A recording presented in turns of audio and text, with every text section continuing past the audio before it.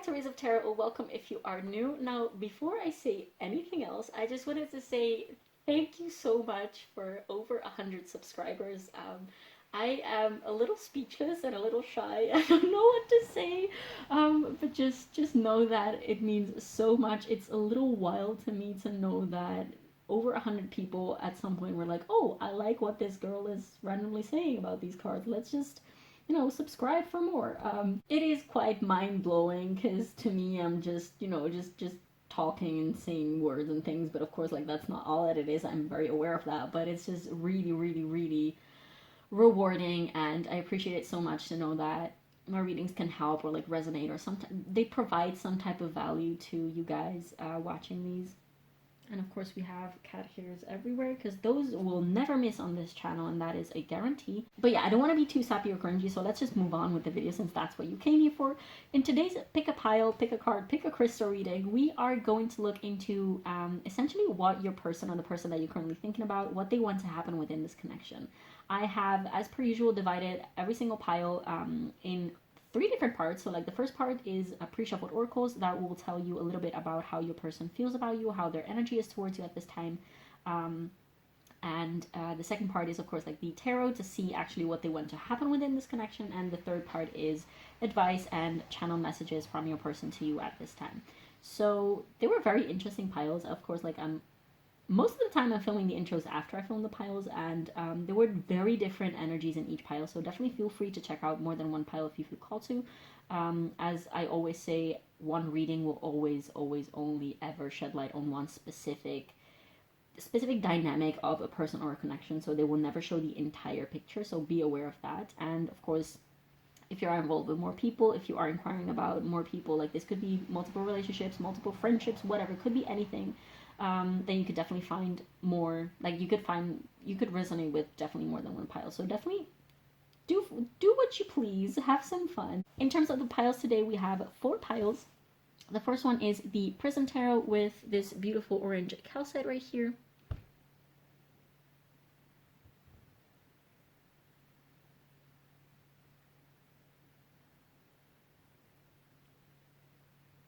Next, we have the True Heart Intuitive Tarot with the beautiful clear quartz point.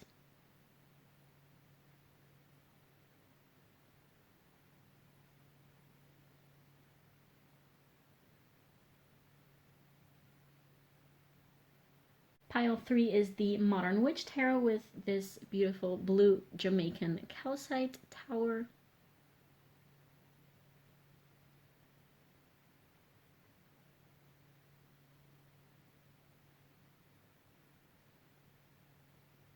And pile 4 is the classic Rider-Waite Smith Tarot with this beautiful blue tumbled apatite stone.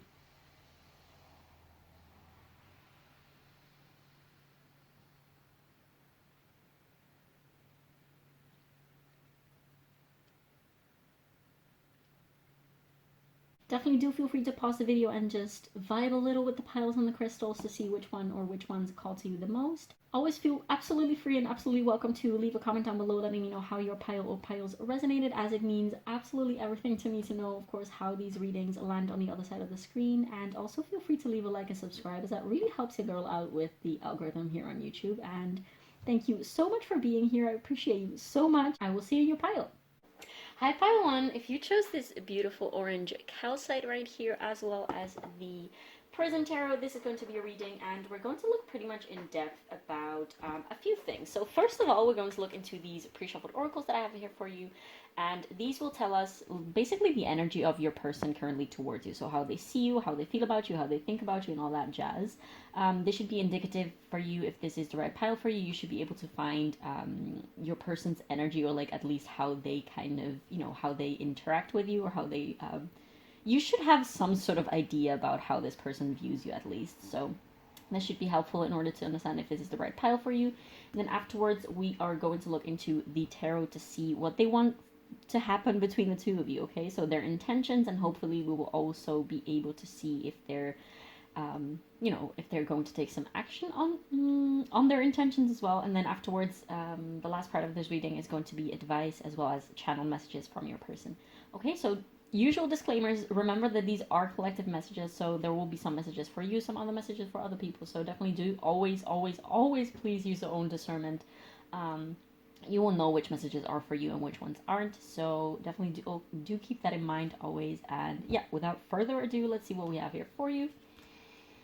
We have the River with number 34 or 7. Then for how your person sees you, we have a realization with number 37 or 10. The frequency of realization supports the internal process of becoming aware of our heart-centered truth, as well as the external process of becoming our highest expression in this world. Then we have envy with I am the same as everybody, but with different challenges. There you go. Then we have number 68. Or I'm really not good at math. What is it, 14 or 5? Yeah, that should be 14, which reduces to 5. Sitting on top of the world. That is embarrassing. Then next we have I live in truth. And last but not least, for how they feel and think about you, we have Pluto with transformation number 11 or 2, if you will. So pile 1, this person sees you in such a beautiful light. They have so much, I want to say, regard and reverence for you. Like, they really see you as this elevated being, and not necessarily that they put you on a pedestal or something, because they don't feel that much, it's not that they feel super, like, scared or afraid or intimidated by you at all. They're just very, very fascinated. They're so freaking fascinated because they feel like you carry yourself with such grace. Graceful is the word that came in mind. They feel like you carry yourself so beautifully, and they know that you have been through some really tough stuff in life. And there's one specific thing. They really feel like you have mastered, I want to say, the energy of surrender. They really feel like you have not have had an easy life. Like you guys likely have talked about, you know, things like your own pain and your struggles in life and things like that. Like, you might be very much emotionally open with each other. You might have seen the, like, deeper, darker, most intimate parts of each other, or at least this person feels like they have had a sneak peek, I want to say, or like they have had some type of insight on your deeper self, I want to say. And they really know that you have had, they see you as such a courageous person, someone who did the work, because you're someone who has had a lot of pain. Like, I want to say a lot of pain, and a lot of, you probably have felt like they see you as someone who has felt very much alone their entire life, and that they had to do things on their own. They had to learn things the hard and tough way, and that they had to learn, or that you had to learn, how to take care of yourself, I want to say. How to take care of yourself, and also doing this by navigating, like, the higher realms, like the higher chakras, navigating life through the higher chakras, I want to say. Especially with this sitting on top of the world card with this huge eye. They might definitely see you as someone who has... remember that this does not have to necessarily be very strictly accurate. This could just be, like, this is literally their impression of you, and then how they perceive you and how they feel about you. So... this could also literally be very accurate, like, depending on how close you guys are, which I do feel there is some degree of closeness in that sense. So, but yeah, what I wanted to say is that they feel like you are someone who has quite some, I want to say, psychic gifts. Not necessarily in terms of, like, clairvoyance, like, definitely could be, you could definitely have some psychic gifts, like clairvoyance, clairaudience, clairsentience, specifically clairvoyance, I want to say. Or just a very open and radiant crown chakra, I want to say. This doesn't have to be strictly psychic gifts, but they definitely do see you as someone who is very much in touch with the universe, very much in touch with life, I want to say. Very, very, very much in touch with themselves. Like, they feel like you have such a deep knowledge of yourself, and like you're not afraid of your own shadows. Like, you have been through those shadows, and you have you have shined. What is it? Oh, guys, English is not my first language.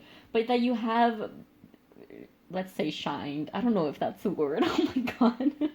You have shined a lot of light within your own darkness. And they feel so inspired by that. I feel like they are still, I want to say, they're not as comfortable with their own shadows and with their own pain, I want to say. They might be not as comfortable with their own emotions as you are. Like, they might still, maybe even subconsciously, and just as a matter of like habits and patterns, really fight their emotions or try to change their emotions or try to like rationalize their emotions a lot and try to make sense of their emotions from a logical perspective instead of like process their emotions from a brain from a brain space, like logically. um Whereas you in their eyes are someone who is completely one with their emotions. Like, you're not overborn, oh my god, English grammar, error. um that you're not basically being overwhelmed by your emotions, and then you're not, they feel like you have mastered your emotions. That's it. I'm seeing you sort of like, as far as how they see you, you're kind of like managing your emotions on a level that very few people in their eyes have done so far. Like, you can navigate through them, you can navigate around them. You're so familiar, and I'm getting the word alchemy. um you're so familiar and comfortable with your emotions, and you're not scared of them. Like, even you might have like been angry in front of them or like cried in front of them, and they saw so much freaking power in that, and they see how that has taken a lot of work from your part. They really have this huge admiration. There's also a tinge of mystery because they, of course, like, they feel like they're not there yet. They're not on that level yet. So they're really intrigued. They're definitely very intrigued by how you've done this, by how you navigate the world, by how you carry yourself, and how all the wisdom, I want to say, that you carry as well. And with this envy card, it's not that they're literally like jealous or envious of you, not like, at least in a negative sense, but that all of this that I just explained is something that they really aim at having in life as well. And I feel like they might still be like somehow a little bit scared of that because they don't know how to do all the things that you do, essentially, with yourself and with your inner world and with your emotions and things like that. But they really aspire. Wow, English is not going well today, guys. I'm so sorry. They really, I think aspire is a word. What is going on? They really, you guys might not speak the same language, perhaps, and you might like communicate in English with each other. That's just something very specific that came through right now for a very few select of you. So, if that doesn't resonate, then just leave that. But they definitely aspire to be at that level within their own journey at some point. They also definitely feel like you have a lot of heart wisdom, I want to say. And whereas, like, they might definitely be a lot more the rational, sort of like masculine, like brain-sided person within this connection, whereas you are more the nurturing, feminine, like heart-centered type of energy.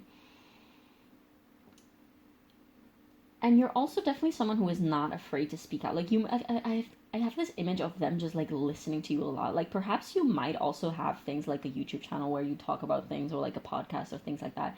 Doesn't strictly have to be, but definitely they love listening to you.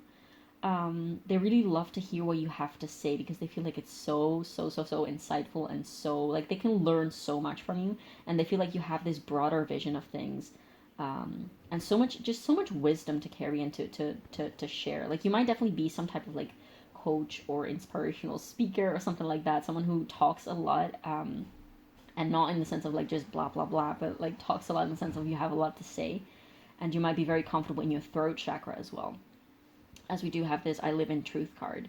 And they're really fascinated by the things that you have to say. Like, that's definitely something that is coming through very strongly. And also, they see you as someone who is not in resistance of the universe. Like, they might have come into contact with the whole concept of, surrender and non-resistance to emotions and to things that happen around you, and just like not trying to control everything around you because of you. Like, you might have either just shown them with your own energy, or by talking about it, by sharing your own insight about what surrender is, and what vulnerability is, and what acceptance of the self in all their forms, and accept and like surrender to change, because change is the only constant in life that we have. Like, they might have really, you might have talked to them about those things, or just shown them in some type of way, and they might have really opened up their own eyes to these concepts, I want to say. So yeah, all in all, they definitely feel that you are someone who has so much wisdom, so much beauty to share, so much that you see things in a very different way than most people. That you see things from a very, like, pretty much a higher perspective. And there is this feeling that you have done the work to get to that point, but at the same time that you kind of didn't have any choice, that you were like sort of like pushed because of your past, because of your past, because of your, I guess, your own wounds and your trauma, that you were pushed into that direction, but that you basically took that pain and that took all of that shit that life threw at you, essentially, which you personally would not see as shit. Like you see that as gold. You're like, this is so valuable to me because look at where it brought me. But they still see it as shit. They still see, like, all the things that you've gone through, that it's very unfair, that you should not have gone through those things, that they should have not have happened.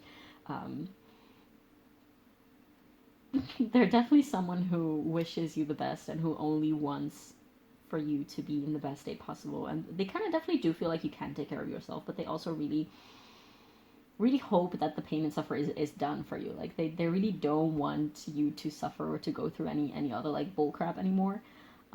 Whereas you might be someone who's like, I'm not scared of life throwing shit at me, because I know that I can alchemize that. Like, I would rather be in peace, of course, but I'm not scared at when people, I wasn't planning on saying people, but I guess that's that's what had to come through.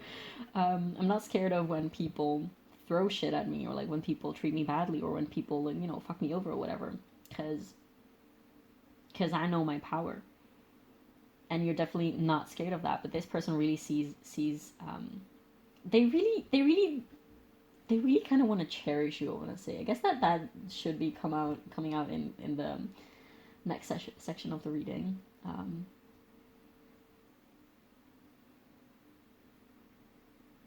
Yeah, you're definitely someone who's very, very, very brave, very bold, very unafraid, very open to their eyes, and very transparent. I want to say very transparent. Like, you might be someone who has not a lot of trouble speaking about their emotions, or at least, like, not a few kind of like attention in the very sentence that I'm saying, because you might be like, bro, I still struggle with, like, expressing my emotions and things like that, or expressing my anger in a healthy way.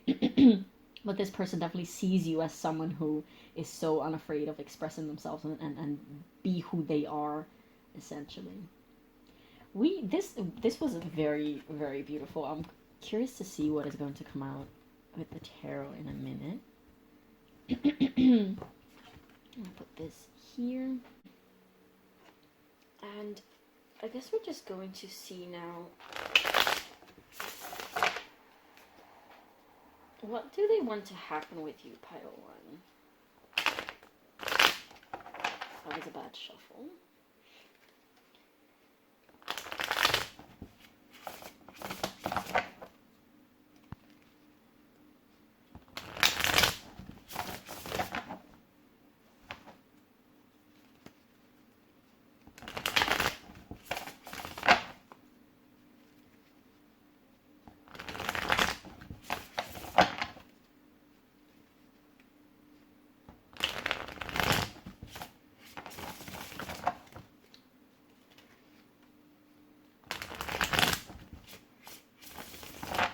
Okay, so what does pile one's person want to happen between them and pile one?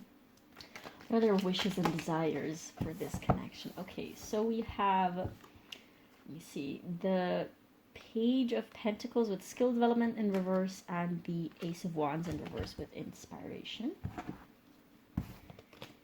What does pile one's person want to happen between? We have the High Priestess with intuition.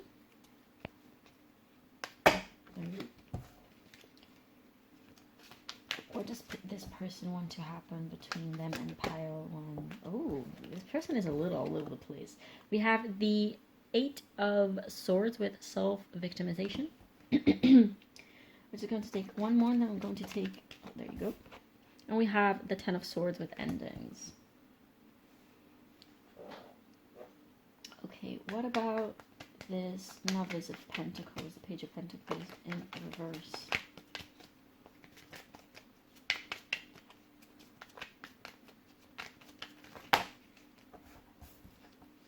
We have the moon with shadow work in reverse. This is so interesting. What about this Ace of Wands? We have the Ten of Wands in reverse. To clarify the High Priestess, we have the Six of Swords with transition.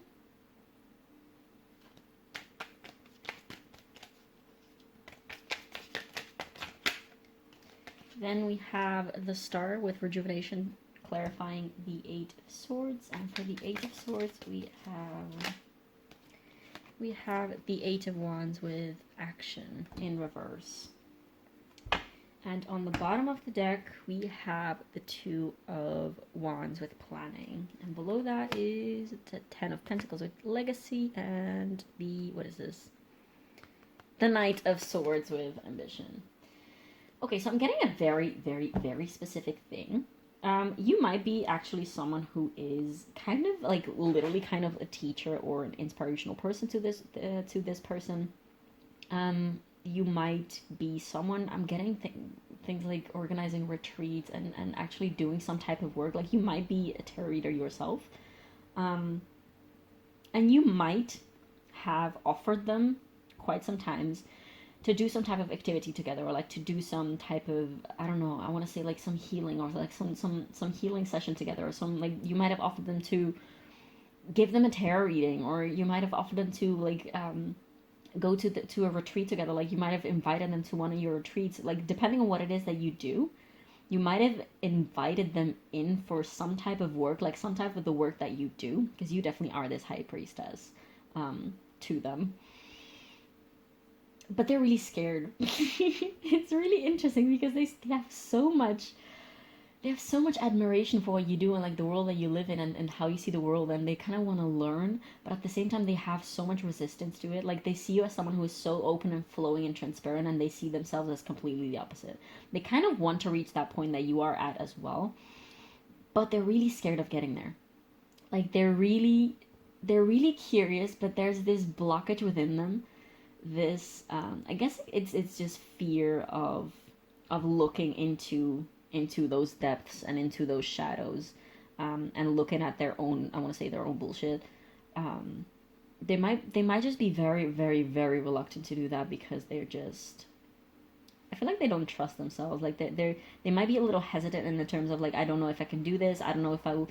They might also feel like they will appear as a fool, as a like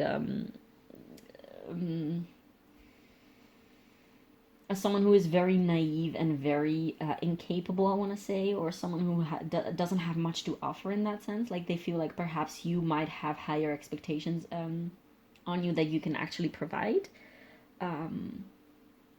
There is definitely this this veil of mystery and this craving to look at what that mystery is all about and to unravel the mystery, but at the same time they're really stuck within, I want to say, within their own anxiety, because we do have the Eight of Swords and the Ten of Swords. And it's very interesting that the Six of Swords came out below the High Priestess, because usually this is like the card of, you know, just like moving on to safer waters and going somewhere else instead of like moving on and leaving things behind. But they kind of want to leave things behind. They don't want to move away from you. They want to move into your energy. I want to say they want to move into you. They really want to come towards into your space, but you guys might, like, they might be very, very, very anxious to even come towards you because they're really not familiar with that whole world of like shadow work and, you know, like intuition and whatnot, and like emotional healing and things like that, like spirituality perhaps. Like they might be very new on or very unfamiliar with things regarding spirituality and things like that. They might be just starting to learn. Yeah, there's this energy of like they might not even have like, that's it, they don't even know why they're so scared of moving towards you, because that would require that would require that insight and that shadow work and that sort of like meditating and feeling their emotions and becoming aware of what they're feeling in the first place. This person is definitely someone who is not all of the time very much aware of what they're feeling. Like, they might feel things, but they just think about their feelings. They have a very mental conception of what they're feeling. And that is very limiting when it comes to, you know, being in touch with your emotions, because cat hair. As per usual, they might be very, they're feeling things and they just think about them, and they might be someone who's like, oh no, let's just think positive and just you know, just distract ourselves, like let's go for a run and just not think about it, let's just not feel this discomfort that we're in right now because I don't want to be uncomfortable. Like, they think it's the strong thing to do to not be taken over by their emotions, I want to say. And they see you being so comfortable within this like watery realm of the emotions and of the shadow, and like this, they definitely see you as this sort of like mystical, I want to say like almost like mother, maiden, and crone all in once. Because you do have like this moon shadow high priestess vibe to you, but also this very kind and welcoming and pure and gentle, very beautiful type of energy to you, to this person. And they don't know what that's all about. Like, they're really I feel like this person has, like, you might have told this person that they do have some type of gift as well, like some type of capability. Like, you might have encouraged them in some type of way. You might have like supported them to like look out into different options for themselves. I don't know what this would be about specifically, but I'm getting this vibe of you kind of, you know, kind of nudging them gently and encouraging them to go after some type of gift or some type of activity, some type of something. Like, there's definitely this invitation energy from your side, but and they are like yes, but also kind of no. They're really reluctant to accept those invitations and to go into that world with you. Um, and they honestly don't know why. There's this feeling of like, I'm not sure why, but it kind of scares me. Um, I feel like for some of you, like for some of you, this person might be like, oh, this is too much work. Like, I don't know if I can take so much work onto me. I already have so much anxiety. Like, I don't wanna. This might be like, this sounds pretty much as an excuse. It's not like an actual, not a shit on your person or anything, but it definitely, yeah, they're not someone who takes up a lot of responsibility for the way that they feel and the way that they act. Like, they might be someone who is very much, they feel, we have this self-victimization card here, and they might feel like they're the victim of their circumstances a lot of the time. Like, they don't see the things that they do and that they don't do as a choice that they make. They might say things like, oh yeah, but I had to because of that, and I had to because of that person, like I had no choice, and I had to do this thing because someone else wanted me to do that. And you know, they don't see, they don't look into the fact that every single choice that they make is an actual choice. And therefore, even with this whole vibe of you inviting them into a certain space, into a certain energy, they're like, yes, but I can't do that. Um I'm not, I'm not like you, perhaps. Like, I'm not capable. I'm not on the same level. Like, maybe in the future when I will be at that level, I will be able to do these things. Whereas they fail to see that in order to get to that level, whatever that level is that they see, they first need to, you know, they need to put themselves out there. They need to do the work. They need to actually look into themselves. And they're really scared of doing that.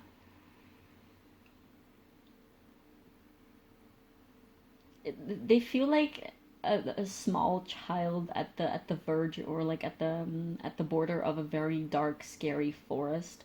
I'm getting the image of like the Harry Potter magical forest, whatever. Like, I've seen the movies, but I'm not like a Potterhead or whatever. But you know, that forest. I hope that makes sense. Don't kill me in the comments, Potterheads. I'm sorry.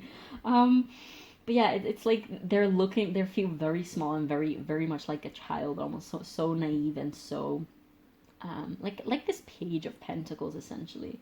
And they really feel this call. They might not even, like, they know that they feel some type of attraction to this whole world and to you and to your essence and to what you represent essentially, but they also don't even recognize that as a call from their soul, because again, they're not that in touch with themselves on that level yet. I want to pull a couple more cards to see if anything else comes out, because this is all I'm getting, and it's not super, it's not, I don't feel like it's a lot. But that's because this person doesn't have, oh, look at this. We have the king of, the queen of cups. Yeah. What was I saying before this? I'm not entirely sure what I was saying. I apologize. Oh, so probably something, oh, cards all over the place. Okay, let me grab those from the floor.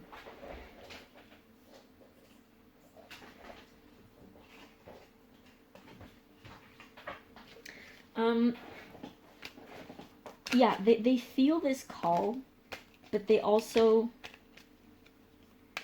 just don't know why, and they're not willing to look into that at this point. Like, they're just not ready. I feel like that's the whole point that these cards are trying to make. Like, and that this person is probably going to need to admit to themselves. But again, they're probably not going to admit that in the sense of like, oh, I'm not ready yet, because first of all, they don't think they will be ever ready, because right now they just feel like they can't. They don't want to. Like, they want to, but also they feel like they can't. And it's really, really frustrating energy, because they themselves are very frustrated by this energy, because they're still confronted always by your energy and by this whole world that you represent to them. But it feels kind of very far away and out of reach for them. And it's interesting because there is this juxtaposition between the feelings that we just explored with the oracle cards towards you. They do not feel like you are very far away or something. Like, they probably feel very comfortable with you, but they're also not, they're not ready to go all the way, I want to say. Does that make sense? I'm going to pull one more card. This one was turned around, but it doesn't feel like, oh, there's more cards turned around. We're just going to put them back. Let's see if anything else needs to come out.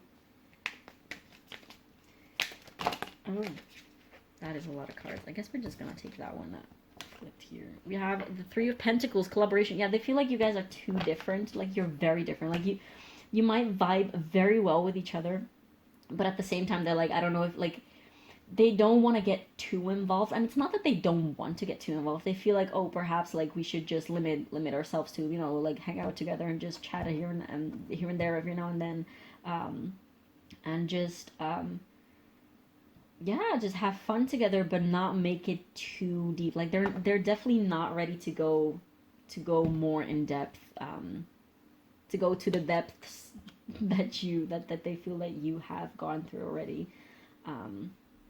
Yeah, they're just not ready. I feel like that's the whole message of these cards. They're really not ready. I hope that was not confusing, you guys. This was a very strange vibe. Okay, so we're just going to take some Starseed Oracle cards for you for some advice.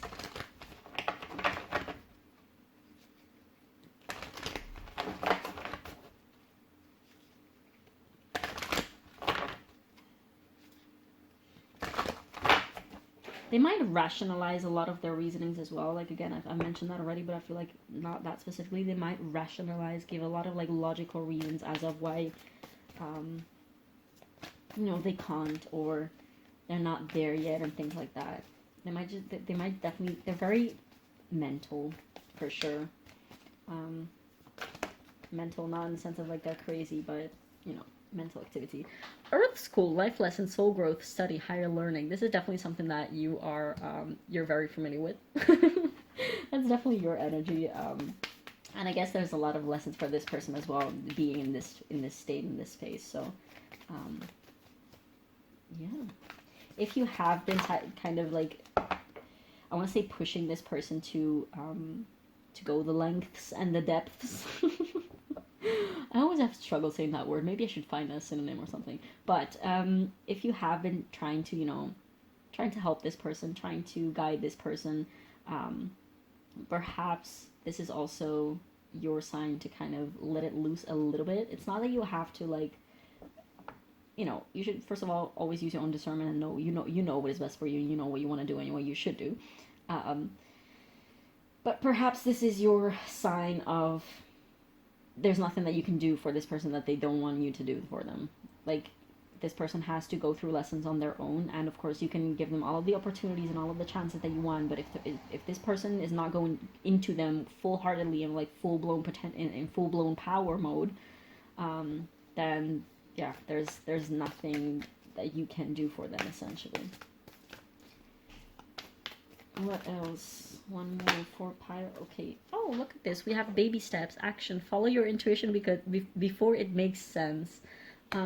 Yeah, baby steps. I feel like this is where this person is at. I feel like this is more directed, well, for you, towards this person.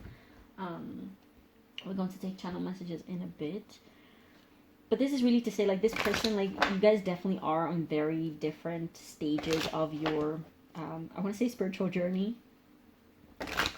And it's okay. And this person, like, we don't know what this person is supposed to, where they're supposed to be led. Perhaps they just have to deal with a lot of resistance before they can move through that. Perhaps, like, some people just are not meant to go the depths and the lengths that other people go in life. So, and that's okay too. Like, we can't expect people to go with us on our journeys, I want to say, and that's okay.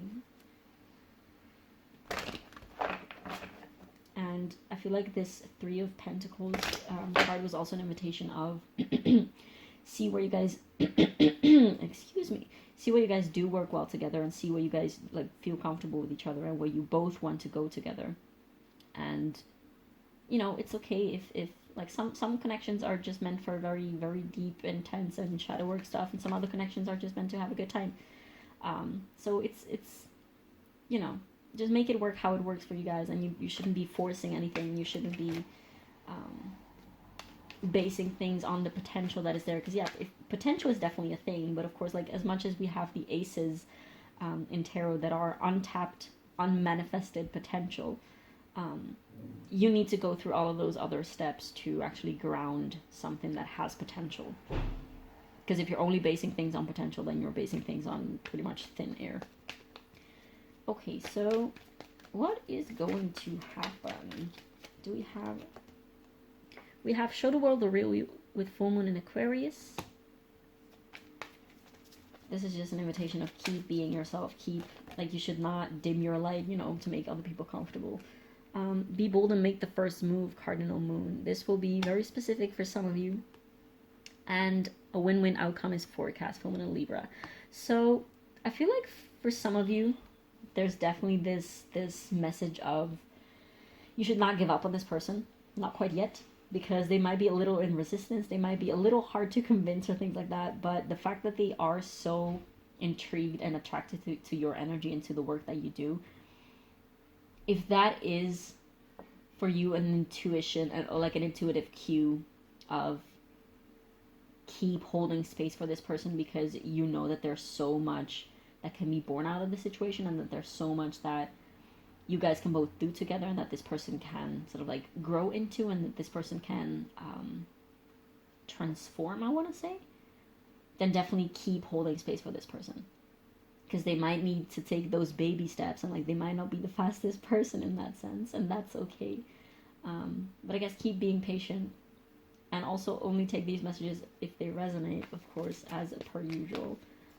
Keep being patient and keep doing your work, because honestly, perhaps your work has opened this person, like, for sure, without the perhaps, your work and your presence and your essence has opened this person's eyes already a lot. And of course, like, if it is so confrontational, if it's so yeah, just very confrontational about what they are and where they aren't in life yet, then honestly I feel like that's part of the work that you're doing.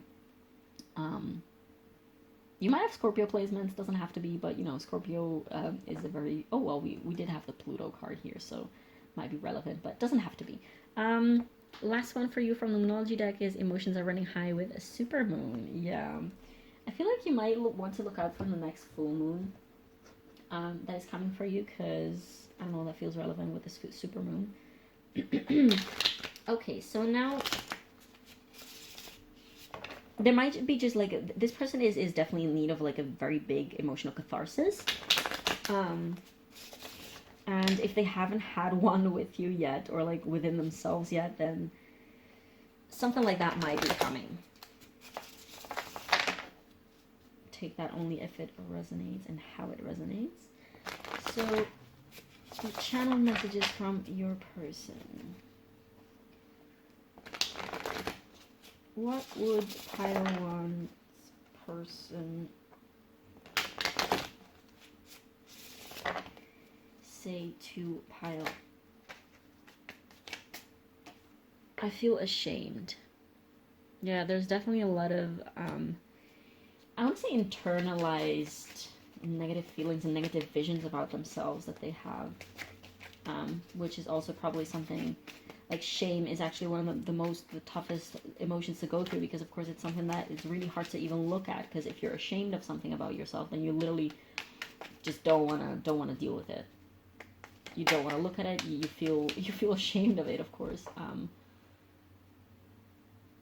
Shame is one of the hardest things to deal with, also in terms of shadow work, because of the very nature of shame. So that's definitely a very big blockage that this person has within themselves. That is way too many cards. I'm gonna put them back. What else would this person say to pile one if they could? What would pile one's person say to pile one if they could at this time? What would pile one's person say to pile one?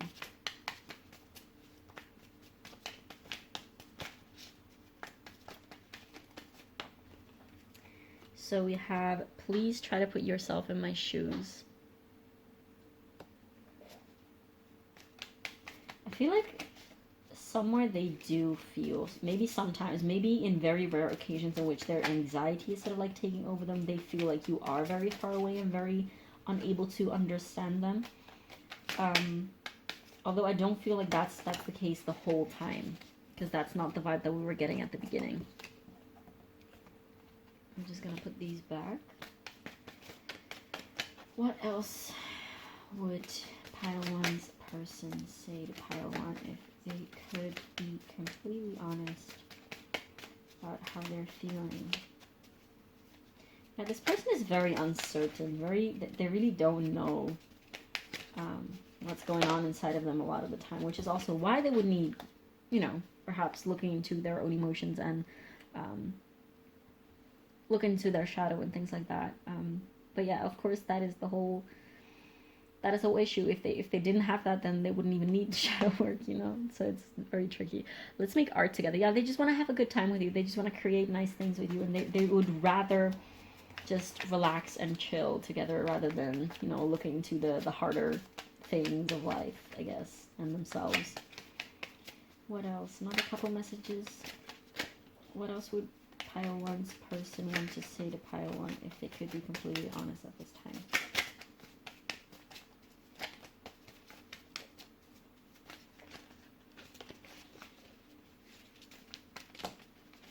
Okay, so we have right person, wrong time. Okay, so I didn't pick up on a lot of romantic energies in this, because it doesn't, this was definitely not strictly romantic, but it definitely could also apply to that. And I feel like in this case, if this message does apply to you, this is definitely someone who doesn't feel right for a romantic interaction either at this time, because they feel like they are so on a different level than you. Yeah, they and again, this fear of going into things.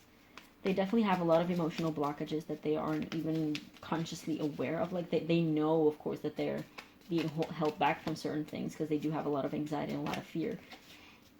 But they're not, they wouldn't be able to, put their finger on it, if that makes sense.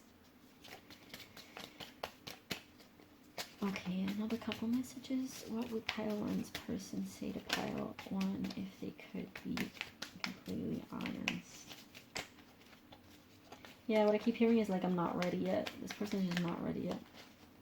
For whatever it is, whatever situation it is that you guys are living. Yeah.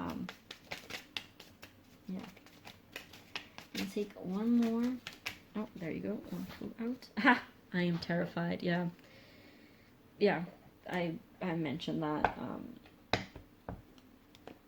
probably a billion times in this reading. Yeah, pile one, I think that's it for your reading today. I really hope that this gave you some type of insight. I know it was not the most positive, uplifting reading, and I'm really sorry about that, but I really hope that you found some type of clarity, some type of value out of this. Definitely do feel free to leave me a comment down below letting me know how this resonated, as it means the world to me to know how my readings land on the other side of the screen. And also feel free to leave a like and subscribe, as it really helps me with the algorithm. And thank you so much for being here, and I will see you in the next one. Bye. Hi Pile 2, if you chose this beautiful clear quartz crystal as well as the True Heart Tarot, this is going to be a reading, and we're going to look pretty in depth about a couple of things. So first of all, we're going to look into these pre-shuffled oracles that I have here for you, and these will tell us a little bit about how your person currently thinks, thinks and feels about you, and how they see you in general. So this should be indicative of whether this is the right pile for you. If not, you should definitely feel free to choose another pile, and if no pile at all resonates, I guess that just sometimes it just happens that in a reading there are no messages for specific people, okay? And that's totally okay. There's a bunch of other readings out there, so yeah, don't be sad about that, please. Anyways, you should be able to find your energy of the person, or the energy of the person that you're thinking about, in this section. And then afterwards, we're going to look into their intentions, and so basically what they want to happen within this connection with you. And hopefully we'll also be able to see, depending on what comes through, if they're going to act upon those intentions or not. And yeah, at the end of this reading, we're going to take channel messages as well as advice for you. And yeah, I think that's it. Also, like, remember, these are collective messages, so definitely only take whatever resonates with you personally. You will know which messages are for you, which ones aren't. And yeah, if there's something that does not resonate or that you don't like, then just simply ignore that, okay? So without further ado, let's see what we have here. We have the medallion with number... I always have trouble reading these. LS50, this is 59. Yes, there you go. That was hard. Then we have the third eye chakra with number 6. And this card reads, the frequency of the third eye chakra, the indigo flower of life, supports our intuition and our inner knowing, our imagination and our psychic powers. Then we have delight with number 19 or number 10. And this card reads, the frequency of delight supports our capacity to create and experience feelings of intense joy and happiness. The more delight we feel, the more delight we evoke in others. Then we have number 19, Libra, I balance. And we have number 49 or 13 or 4, numerology with Jupiter return with benefits. Then we have number 72 or 9 with broken and hatched. Then we have I am open to love in various forms.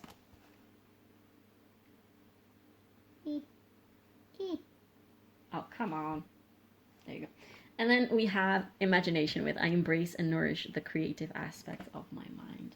Okay, so this is really, really beautiful. I'm getting a couple of different scenarios in terms of how this connection might look like practically. Because of course, like, tarot readings always only ever look into energy and the way in which the energy manifests, practically speaking, in real life, in 3D, that is going to be very different for everyone. But I'm getting a couple scenarios.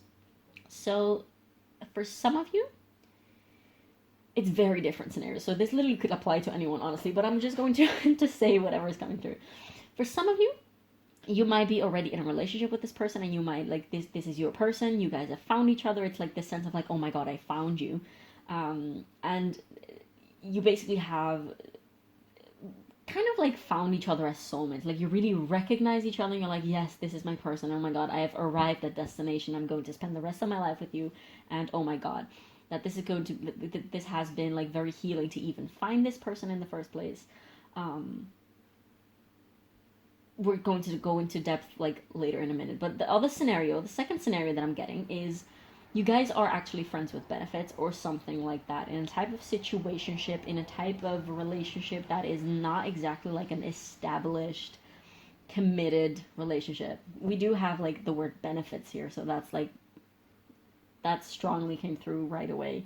But it's a very harmonious type of friends with benefits type of relationship. Then the third scenario is that you guys are not together at all, But this person is really fantasizing a lot about you. Like, they really feel like you are the one. Like, they basically have a lot of feelings for you. They're pretty much in love with you. But it's not grounded in reality yet. And they're just very much like all constantly fantasizing about how great it could be. Now, for any type of scenario, no matter what scenario you do resonate with, or it could also be anything else. Like, definitely feel free to keep checking this reading out, because again, it could be literally anything. But this person really feels like you guys match so well. This person feels so free with you. They feel so happy. Like, they feel like you guys make each other so happy. And just like you guys understand each other, you guys just feed into each, like, you nourish each other. I'm getting this it was probably like it was not a meme, it was just like a post or something that was going around on the internet these days. There's basically like when two people come for something, I'm probably going to butcher that, but it was something along the lines of, when two conscious souls come together, there's no draining one another, you just water each other, or something like that. That was probably very different, very different than what it was in actuality. But this is to say that you guys really nourish and water each other on the daily. And if it's not on the daily, it's just in general. But it's just such a light-hearted, but also profound, safe, easy-flowing, beautiful connection that exists between the two of you. And this is not to say that there's not any hardships, or that there's not like fights and things like that. Like, there definitely could be. But they're not hindered. Like, they're not hindering your connection. They're not hindering either of you. It's really, you guys are always very much aware of the fact that you have a lot of love for each other, and that you're going to do that you want the best for each other as well. That you're not playing like power games or selfish games or things like that. You really want the other person to be well. And it's a very mutually nourishing and mutually compassionate, understanding type of connection. And with this, there's definitely a very big element of freedom to this connection, because it feels very, definitely we do have this Jupiter return, or like Jupiter energy, which is all about expansion and all about growth, and all about this like positive, like learning and spiritual growth and journeying within and without and things like that.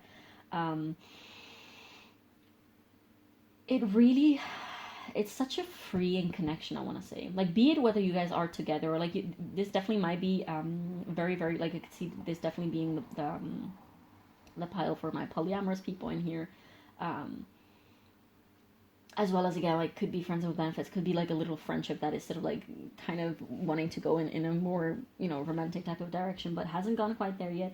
No matter what the case scenario is, this connection is so freeing, because you guys, like, at least this person, because of course this is your person's perspective and how they feel for you, but it's definitely a very mutual energy. So if you feel like this about this person, they feel exactly the same about you. And this is for hella sure, because this is literally the point of this reading. So if you're doubting, like, oh yeah, this is my energy, like, but how does my person feel? Exactly the same. Everything that I'm saying, if you resonate with it, great, but this is definitely like, not to sound cocky or anything, like, that's great, but this is definitely the energy of your person. And yeah, it's literally like, the whole point is that you guys are so transparent and so on the same line with each other, on the same page. But yes, this is such a freeing connection, in the sense that there's no codependency. And if there is any, you guys are like, if there are any problems like that, like jealousy or like codependency or whatever, things like that, you guys are not bound by these things. You guys are very conscious and very, very loving through thick and thin, I want to say. Like, you're not going to give up on each other just because of a mistake, or like with negative energy or whatever. And you guys are like, at least this person is very, very, very, they feel so free to be themselves, no matter what they have to give or not, no matter in which state they are, no matter what feeling they have or emotion they have. They know that they can just be open with you and open to you, and they also just want to be open to you, in the sense that they want to receive you. They want to receive your energy. They want to know how you're doing. They want to know what's on your mind. Like, you guys might ask each other, like, okay, what's on your mind right now? things like that. It's definitely very, very, very intimate.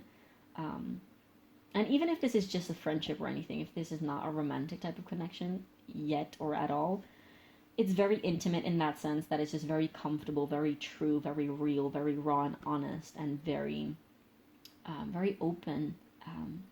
There's definitely so much softness that this person feels towards you. Like you are in their heart space. It's also a very, very spiritual connection as well. You guys might both be spiritual people, actually. My cat is meowing again outside of my door. Oh, I'm sorry. I hope it's not too disturbing. Okay, so I let my cat in. We'll see how that goes. Oh, Fifi. But yeah, this person has so much love for you. They have so much love for you. You definitely are in their heart space. You are on their mind a lot as well. And there we go.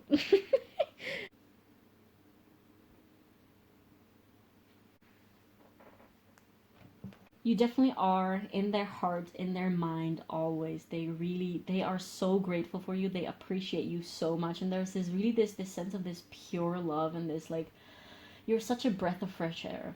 And for those of you who are romantically involved with this person, they definitely do feel like you are a catch. Like that's the first thing that I heard with that card is like, oh my god, you're such a catch. Like you're the wow, where have you been all my life? And like I've been looking for you and I finally found you. And there's definitely also this sense of balance between the two of you. Like Libra is all about this mutual exchange of energy, this like weighing the same on the scales. Like you guys really see each other as equals, as people who can understand each other, and basically just bring value to the same extent to the table within the connection. And it's not that you guys like value each other's presence and connection only because of the value that you can bring to it or whatever. Not at all. It's more of a sense, a very deep seated sense of like, I see you. That's the thing that is coming through. Like I see you for who you truly are, and I know that we are one, and I know like that there's this spiritual awareness between the two of you, at least from this person's side. But again, I have a reason to think that it's also the same from your side. But there's definitely also a very big sense of deep healing between the two of you. This person has experienced so much heart healing through having known you, I want to say. Like you might have found each other in times of your lives in which you weren't doing too well. At least this person wasn't doing too well when they found you, and just finding you has been such a beautiful breath of fresh air. Like they might have been at rock bottom. I'm really getting this image of like actually finally coming up for fresh air, finally coming up for air while almost drowning. I want to say in pain and grief or whatever it is that this person went through. But definitely you might have been, I'm getting star vibes from the tarot. Like you might have been the first person to make them feel seen, perhaps, or first person who made them feel accepted truly for all of who they are. This is definitely a very beautifully healing connection in a light and positive way. Like it's not been healing through triggers and like in Saturnian vibes. This is definitely like more Jupiter vibes in the sense of like it's been healing through pure expansion and light and beauty. Okay, so that was absolutely beautiful. There's always something here on the table. Okay, so we're just going to put these on the side. I'm going to ask the tarot, what does this person want to happen between the two of you? Because these are, of course, like their feelings, their thoughts, their emotions. This is not straight. Okay. I was about to make a pun, but let's not do that. So, let's see. What do we have for pile 2? What does pile 2's person want to happen between them and pile 2? What does pile 2's person want to happen within this connection?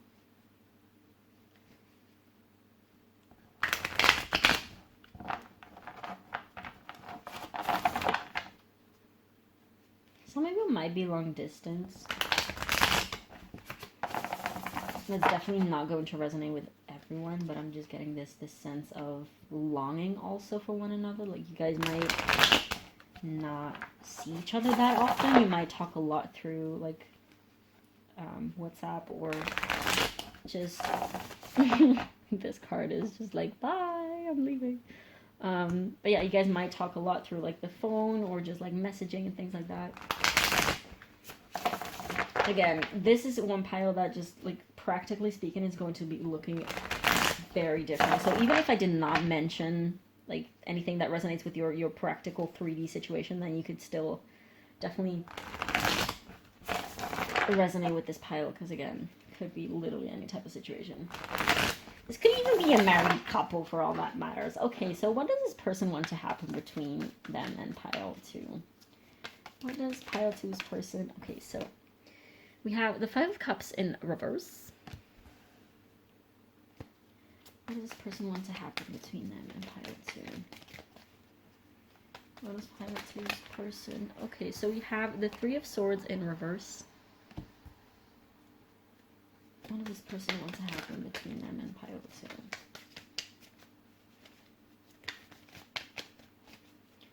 What does this person want to happen between them and pile? That is literally half the deck. What does pile 2's person want to happen between them?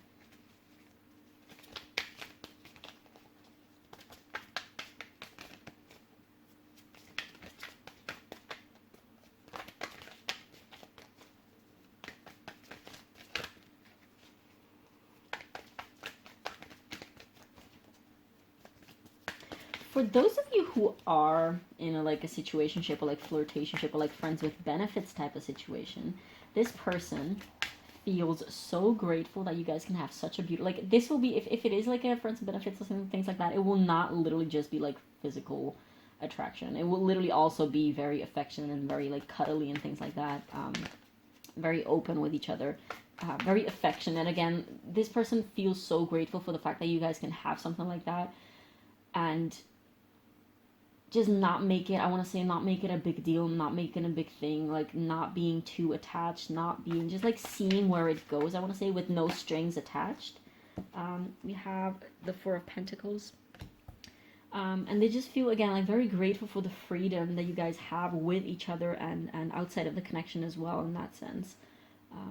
And they really, really love that and appreciate that about you and about the connection. So we also have the 4 of Wands in reverse. And we have the 10 of Swords. Okay, so this is interesting. I'm gonna take clarifiers right away. I'm gonna give it another shuffle.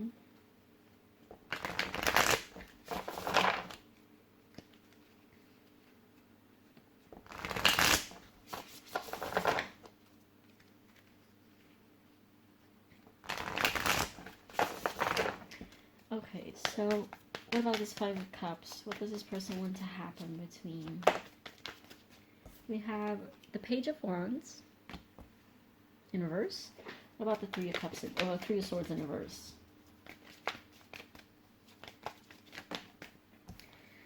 We have the 6 of Cups in reverse. What about this 4 of Pentacles?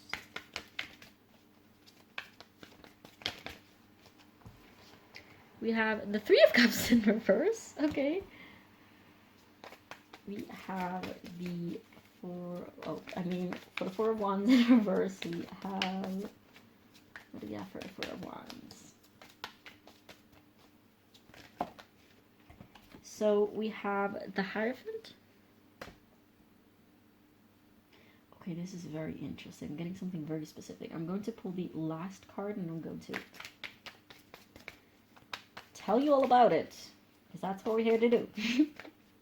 What about this 10 of Swords? Okay, so we have the Queen of Cups. Aww. Okay, and on the, oh wow, on the bottom of the deck we have the Emperor. And beneath that we have Death, and we have the 2 of Pentacles. Okay, wow. Okay, so again, I'm getting very many things. Very many things. Is that a thing? Can't speak English today. So This person wants to do things differently with you than they have ever done before. Like they feel so freaking inspired to just, they want to, first of all, they want to go all the way with you. And whatever way this looks is going to differ. Like for some of you, this literally might mean like, oh, I want to actually like get married and whatnot. For others of you, it will mean like, I just want to, if you guys are, for instance, like in a non-monogamous type of situation, that also will be very, very specific to your specific situation.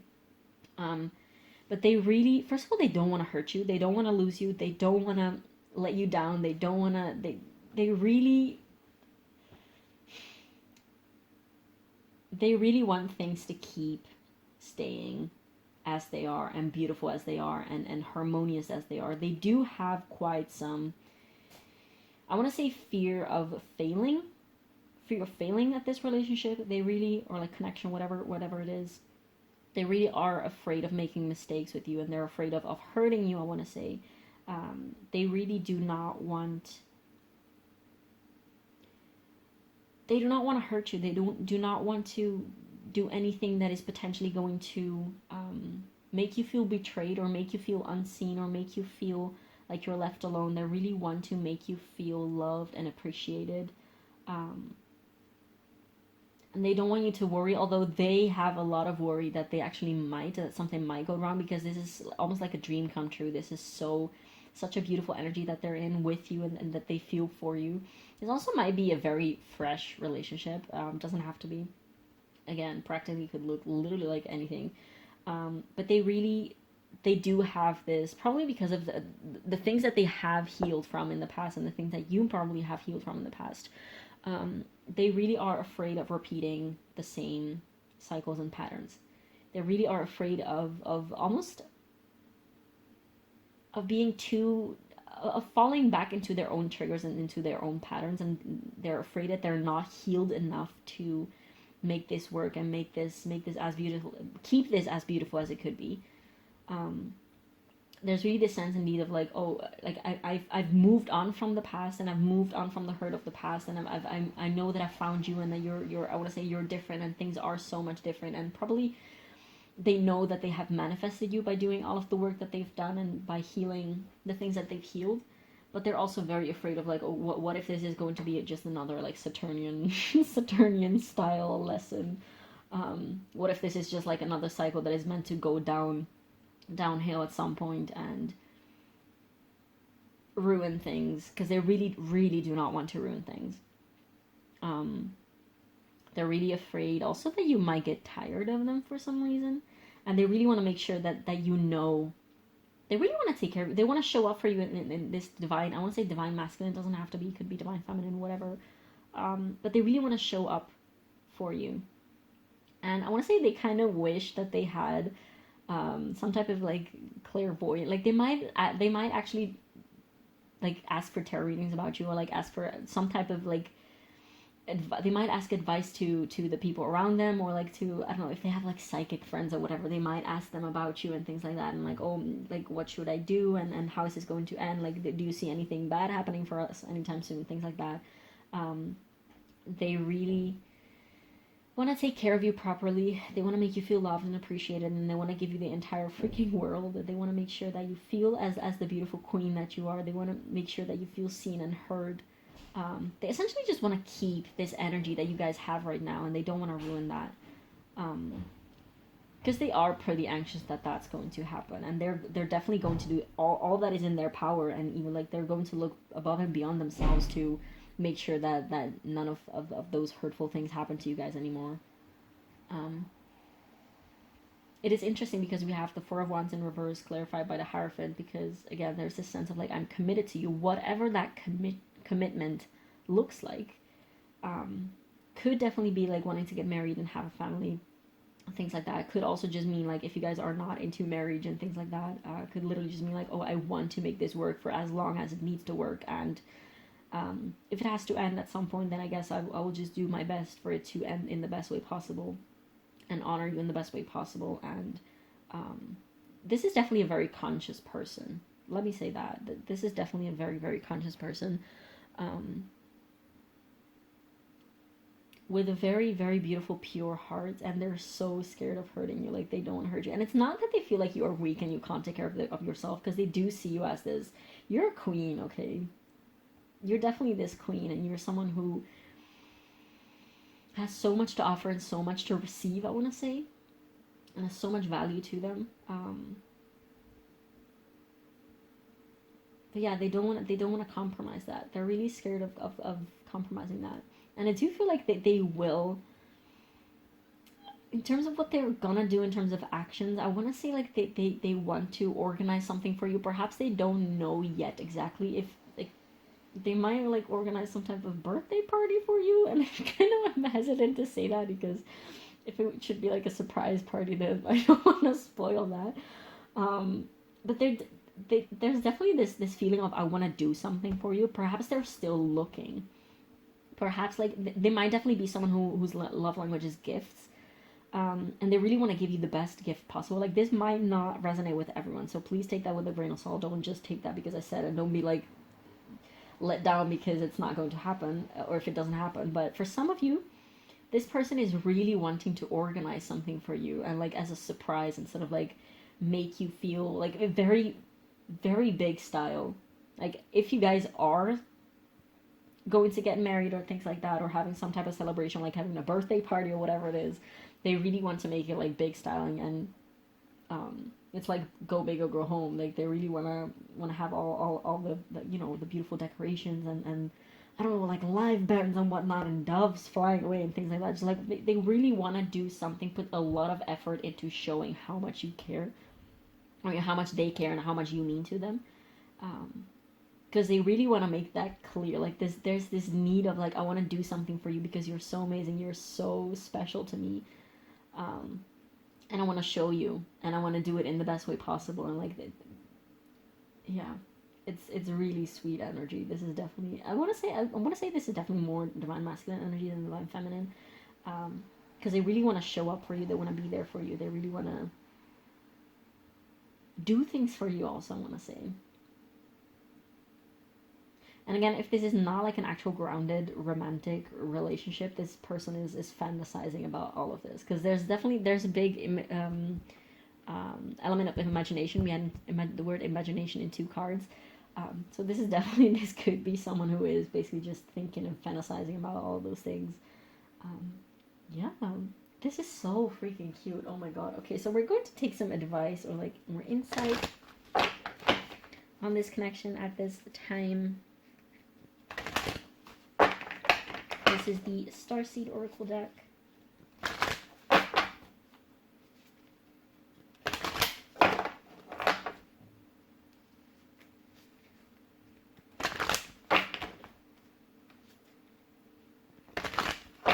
They want to take care of you, but not in the sense, again, like that you're theirs and they're responsible for you or anything, because they do see you as this independent, beautiful, like capable human.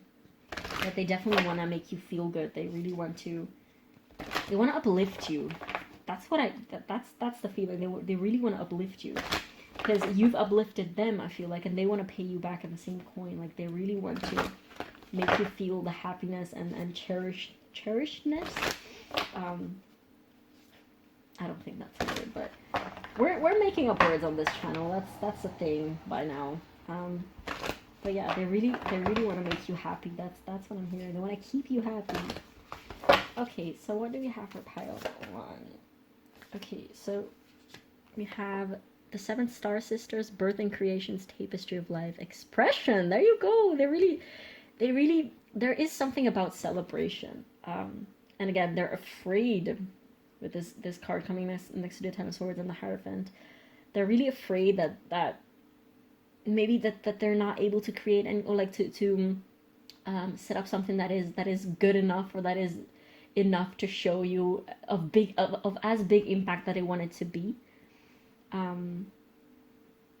Yeah, but they're really in need to. And again, if this is someone who, if you guys are not together, this person really wants to make you know how they feel about you, and they want to ground this, and they really want to do things big. Like, they might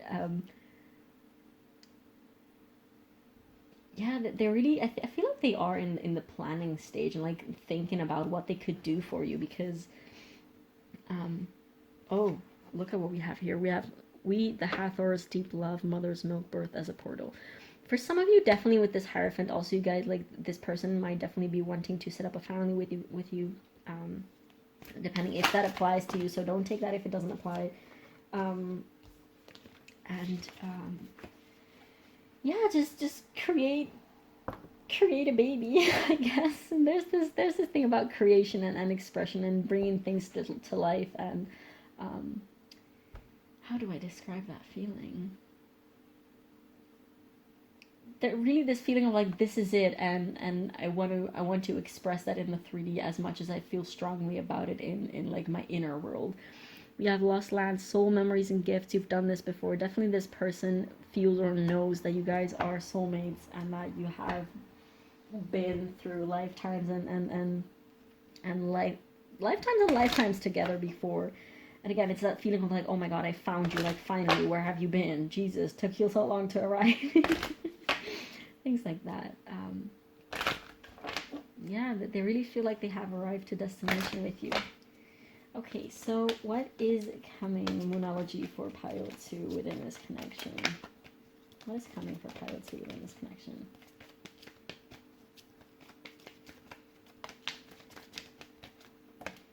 So, we have hold your vision with a fixed moon. Yeah, there's this sense of clarity of like, there's not much, oh, we also have nothing will come of this situation with Void of Course Moon. I feel like this is a, don't get scared of this card, by the way. It's nothing to be scared of. Void of Course is something that happens all the freaking time.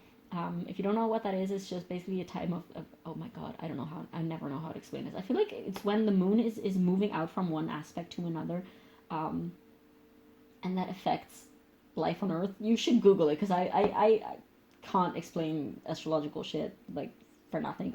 But it happens all the time, okay? It's just meaning that sometimes things just don't happen as you want them to happen. But that's just because it's just like the wrong moment or something like that. With this hold your vision coming out before this, it's to say for some of you, if this is indeed a connection that is not happening yet, if this is all like the imagination of this person, if this is all like they're fantasizing, it just means that you guys are both not ready yet to ground this connection. But with this hold your vision, it means if it has to happen, it will, and you should keep your faith and trust in the universe. Everything that happens is happening in divine order, and you should not give up on this just because it's not happening right now. Don't give up on it because it's not happening right now. Like, keep that beautiful feeling, like that heart-centered feeling that we have just seen in this beautiful reading in your heart, and it will manifest in the best way possible for you. Okay, this will really apply in different ways for everyone watching this. But don't be scared of this Void of Course Moon, because there's nothing to be scared about. It's just another way of saying like divine timing. Everything is enveloping. Why do I keep saying that word in my readings? I don't even know if that's a word. Everything keeps developing and unraveling as it's meant to. And if something like Earth is a very slow moving dimension, 3D is a very slow moving dimension. Things take time. Okay, and sometimes when we think that we are ready for something, we're not. Does that make sense? Okay, so one more card. I feel like this will only be applicable for a very few select of you. For those of you for who this connection is not yet grounded. So please do not be scared of this message. Okay, what else? What else do we have to come for this connection in the near future for pile 2? Oh, there you go. We have expect powerful change, new moon eclipse. Exactly, like things are being brewed, I want to say. Okay, things are being brewed. And then on the bottom of the deck we have luck is on your side, new moon in Sagittarius, so that might be a significant time. I honestly do. Oh, that will be in, no, that will not be in Gemini season. That will be in Sagittarius season. Whenever that is coming up for you, that might be significant. Okay, so now for channeled messages from your person.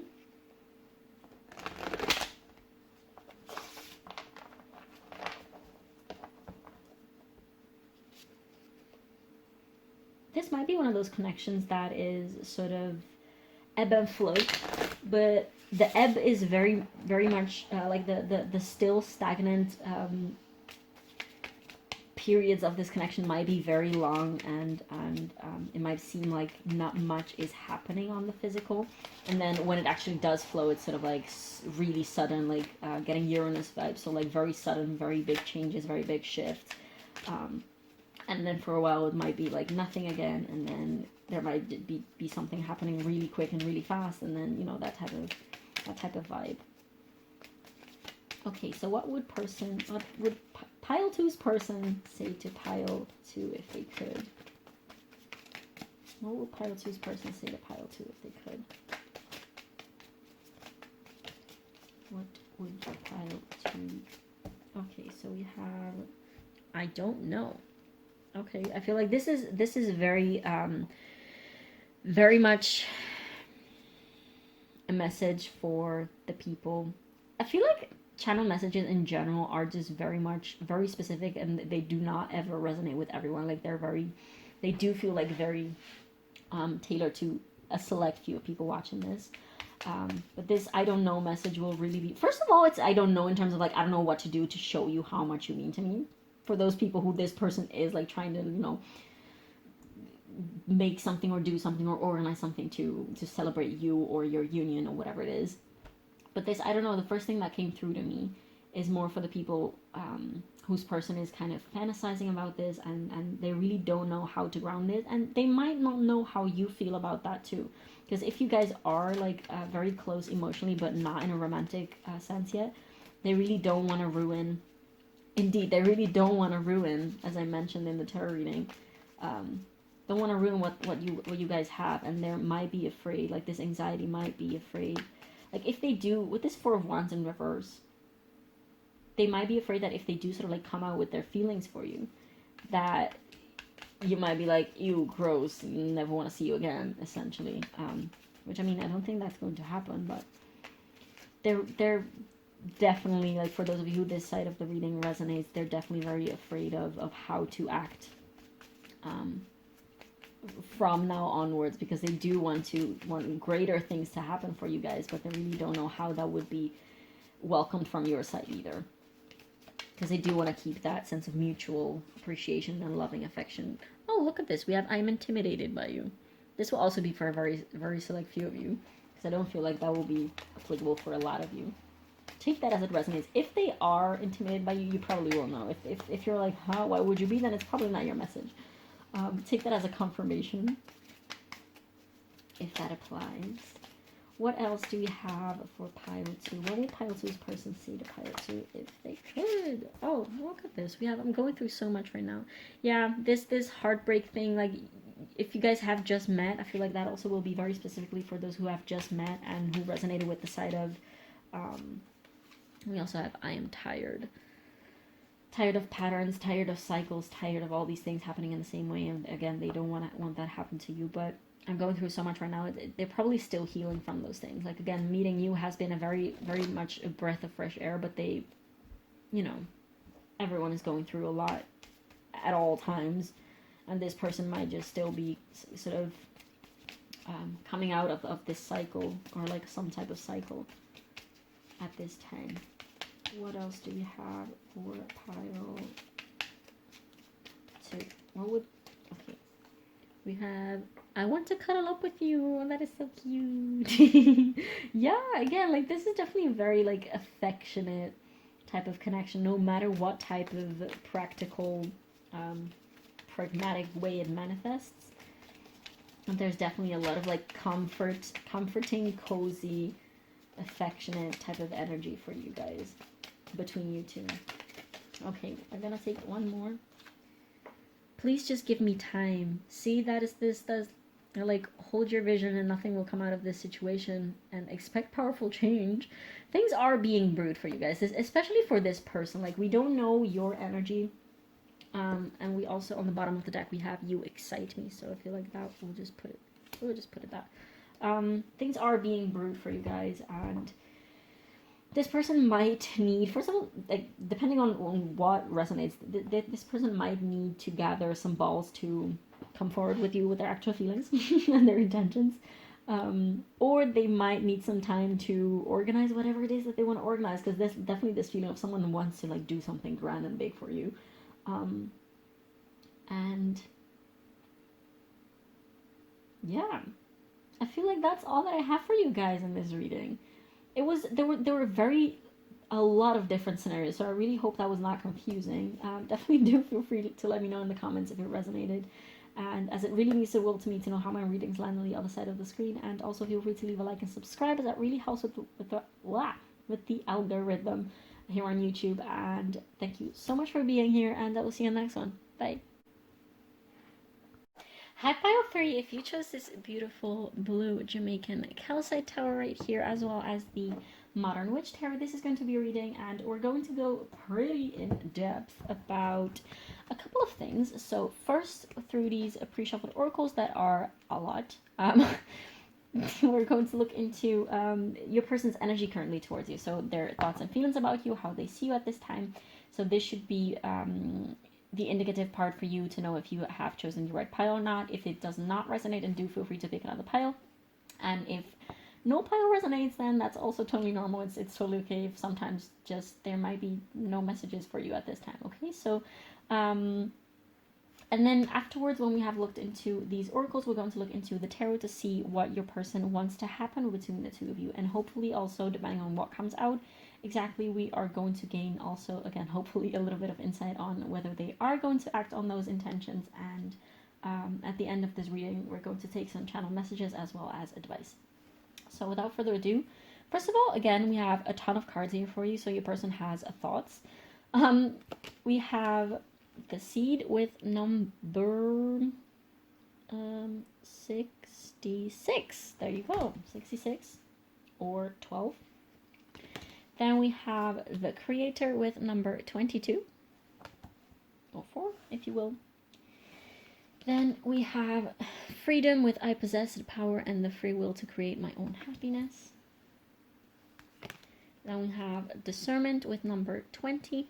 The frequency of discernment supports our ability to view the world and people around us from a place of inner balance and detachment, yet with compassion and wisdom.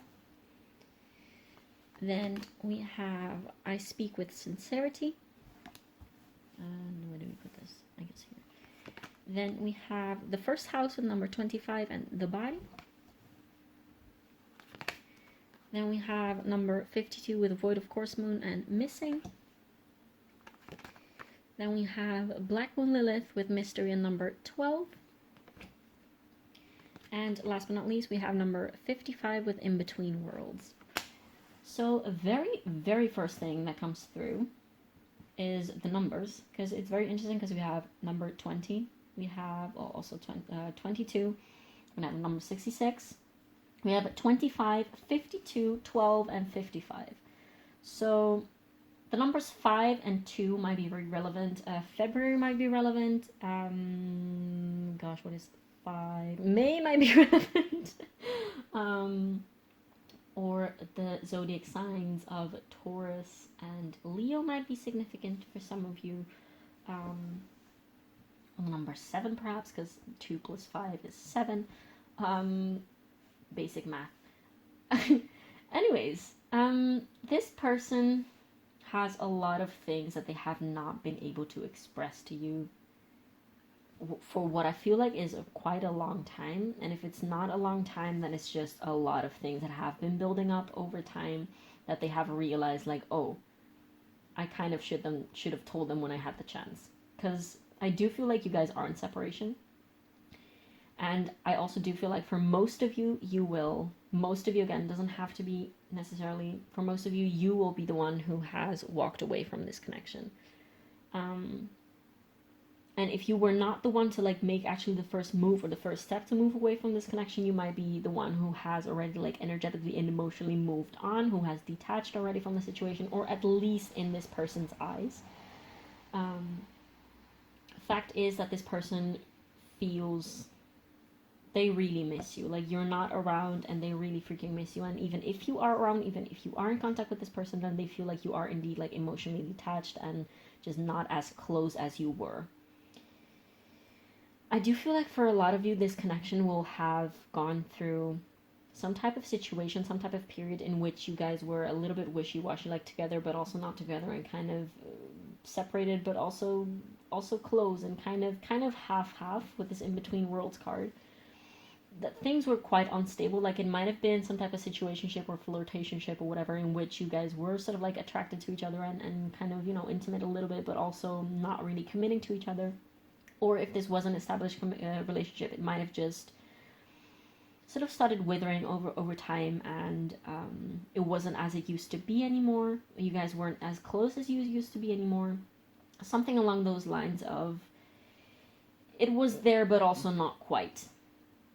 And I feel like this person has taken you for granted. Like they feel like they have taken you, because remember, this is all from your person's perspective. They feel like they have taken you for granted, and they really, really, really regret. They really regret that. They really regret not, first of all, not talking to you and not saying the things that they want to say to you when they had the chance. Because there's a lot about, also with this, I speak with sincerity card. There's a lot about this need to say things to you that they haven't been able to say to you. And they also, it's like they have had so many realizations since you were gone about you and about the connection. That's also the reason why like a billion cards flew out all of the time. Like it was really hard. It was not really hard to get your cards, because of course like we have cards here, but it was quite messy to get these cards, let's put it that way.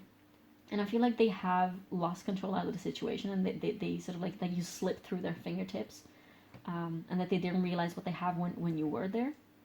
Of course, you know, a typical classical scenario of you only appreciate and see what you had when it's gone. And I guess this person is trying to get over it, trying to understand, and like trying to deal with this, I guess, because they do not blame you. They do feel like they have not treated you well in the past, and they have not given you what you needed, perhaps what you asked. They don't blame you for like detaching or for leaving, depending on which, like what practical situation applies to you specifically. But they really do not blame you. That they recognize that they've been like mean or a little bit too strict with you, something like that, with this Black Moon Lilith card with mystery. Black Moon Lilith is all about, Lilith is all about emancipation and independence, and then the refusal to, you know, subordinate to a man. And just look it up if you feel called to Lilith and you're not familiar with her. Then like it's an amazing goddess. But yeah, this person definitely has a lot of regrets. They are a little bit tormented on an emotional and mental level about missing you. Because again, they feel the kind of the urge or the need to do something about it, but at the same time they're like, yeah, pile 3 has moved on, and of course like they had all the reasons to do so, and they're creating something better for themselves, and they're going after better things for them, because I was not the best for them. Like I didn't treat them in the best way that I could.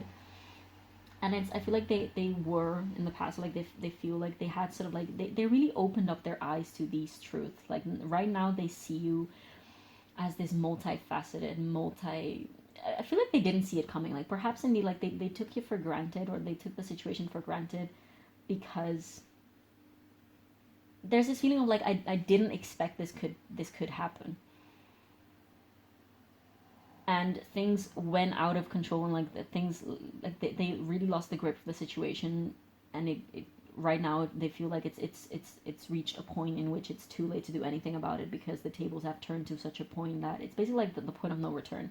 They really do not see how this could improve for you guys. Like they really feel like you're gone forever, I want to say. Perhaps you have moved on with someone else, perhaps you are like seeing other people, things like that. They really feel like you are creating something better for yourself, and that you really have moved on, and that you really are sort of like looking forward to, you like with this creator image also, that you're taking that pain that this relationship has caused you, and that you're making something better out of it. And they really feel sorry for the pain that they've caused you, for sure. Perhaps I feel like they also have not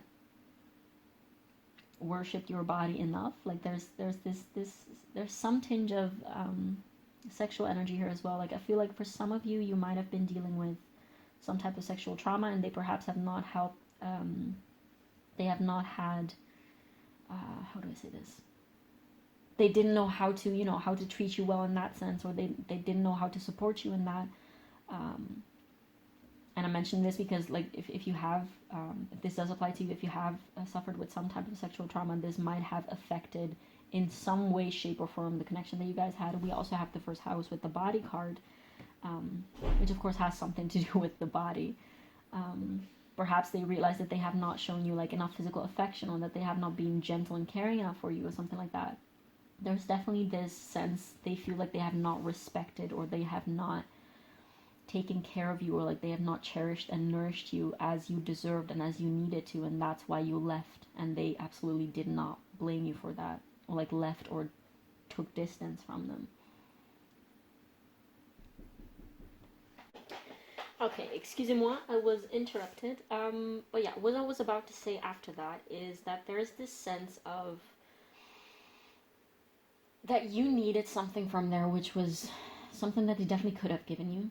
Things like loving affection and attention, and more physical touch, anything like maybe this has to do probably with like love languages.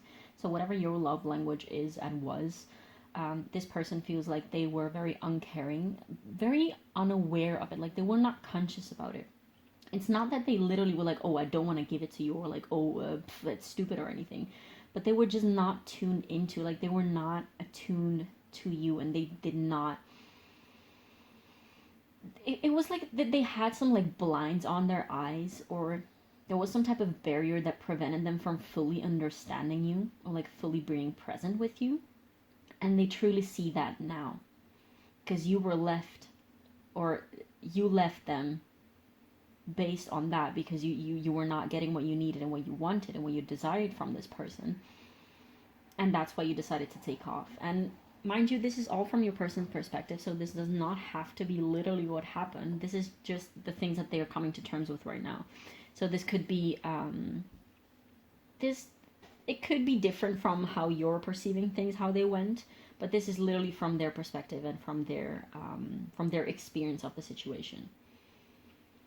For some of you, I do feel like you guys are still in contact, but it's sort of like a little like small talk, and perhaps a little awkward sometimes here and then, because you both know that there's something more, and that there are things that are left unsaid, or some energies that are, I want to say, incompleted, but also you're not really going into there because of this feeling of like, what is the point? Or at least this person feels like you might not even want to talk about those things anymore, like you've moved on, and you're just carrying on with your life, and you're making great things out of your life.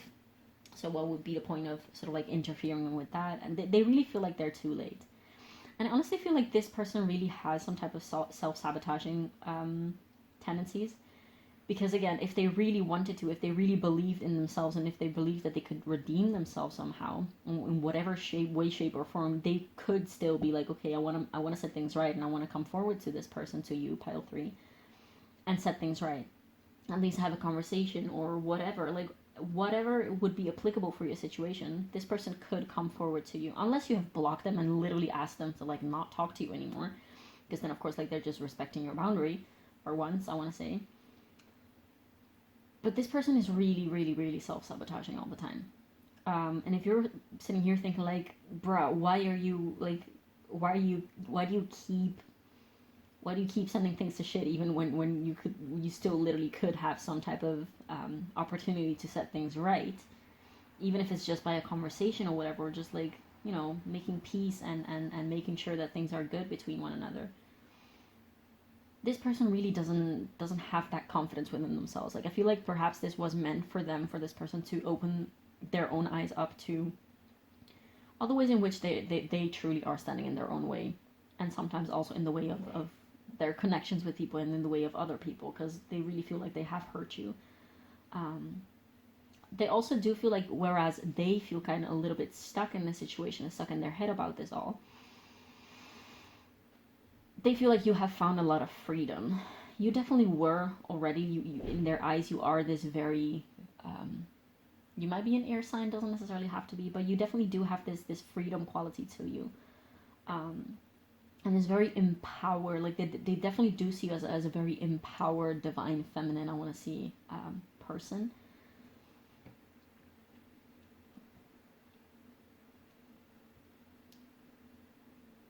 And perhaps they feel a little bit intimidated and scared by that. Like they feel like you don't need them. They feel like you could easily do without them, and yeah, again, there's this feeling of like, oh, pile 3 is done with me, so there's nothing left here for me to do or anything. They're kind of surrendered.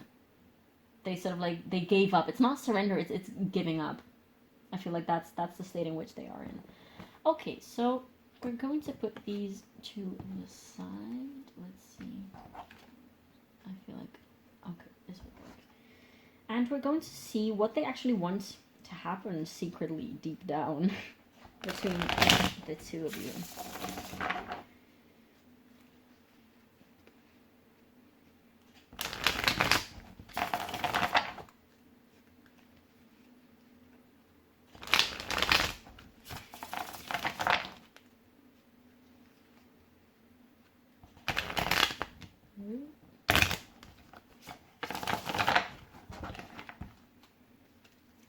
Going to give these a couple good shuffles.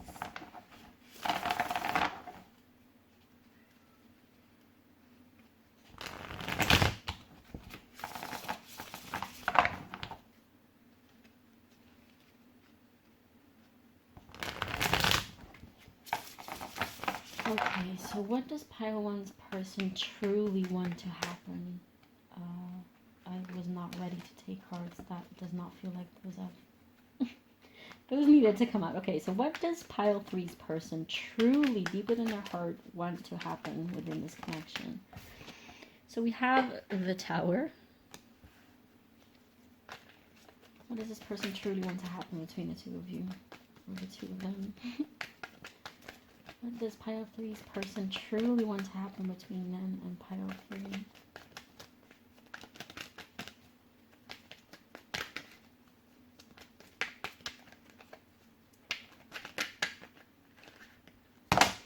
That is way too many cards. There is, I feel very nervous or like very scared, very reluctant. This person is definitely holding back something. And they're scared to make a move, that's for sure. We have the Queen of Swords.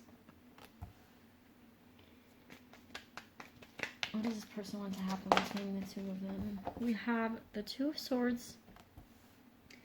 And we have the Hermit. I'll take one more card. What does this person want to happen between the two of them? Jesus. Then we have the Three of Pentacles. And I want to take clarifiers right away. Oh. We have the Ten of Cups in reverse. What about the Queen of Swords? What about this Queen of Swords?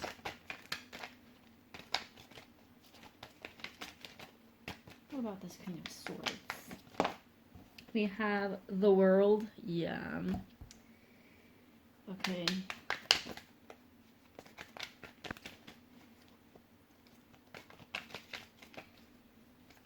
What about...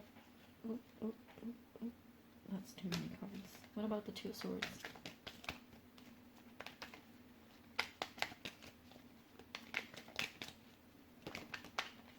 We have the High Priestess. Let's clarify the Two of Swords. First thing coming through, and the main thing coming through, is that this person really wants clarity. We have the Knight of Pentacles reversed to clarify the Hermit, and to clarify the Three of Pentacles. What about this Three of Pentacles?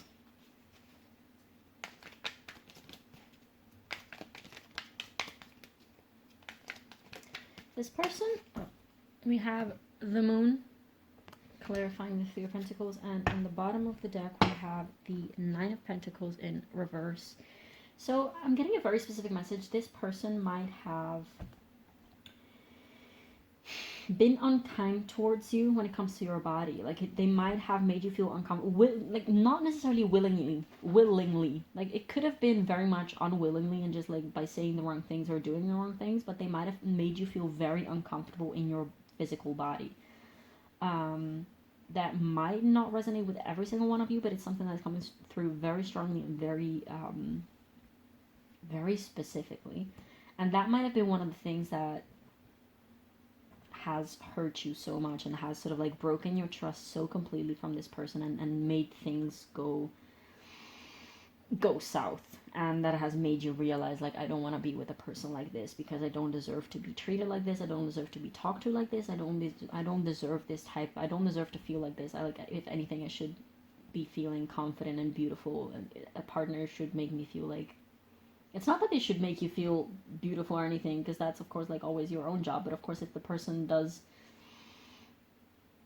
other people, like especially when you have a partner and they have opinions and words and thoughts about your body that are negative, of course that is very detrimental, and that is something that, in my personal humble opinion, should not be the case. Like, that there's no space for like bodily judgment within a relationship. There should be no space for it in society as a whole, but especially within a partnership, within a relationship, that's just something that should be a no-go. And you perhaps had to, be confronted with this type of energy in order to realize the badass boss bitch that you are. I feel like most of you will watching this will identify it as a feminine energy.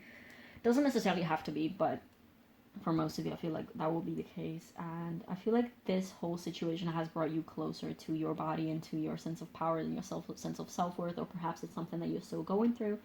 And honestly, this person might have indeed realized this, and I don't feel like this person wants to rekindle the relationship, and that is also probably why they don't show any effort into making things right, I want to say. What they do want is clarity. Like, they definitely do wish for some type of conversation with you, some type of peaceful, straightforward, honest communication between the two of you to settle things, for closure, perhaps. Perhaps they have also things that they still wanted to say, that they, like, definitely for sure that's something that we have established at the beginning, but perhaps they also have some things that they, for their own self, needed to set straight. And surely they have been looking within themselves to understand what is happening, but of course that there's only so much processing that you can do within yourself.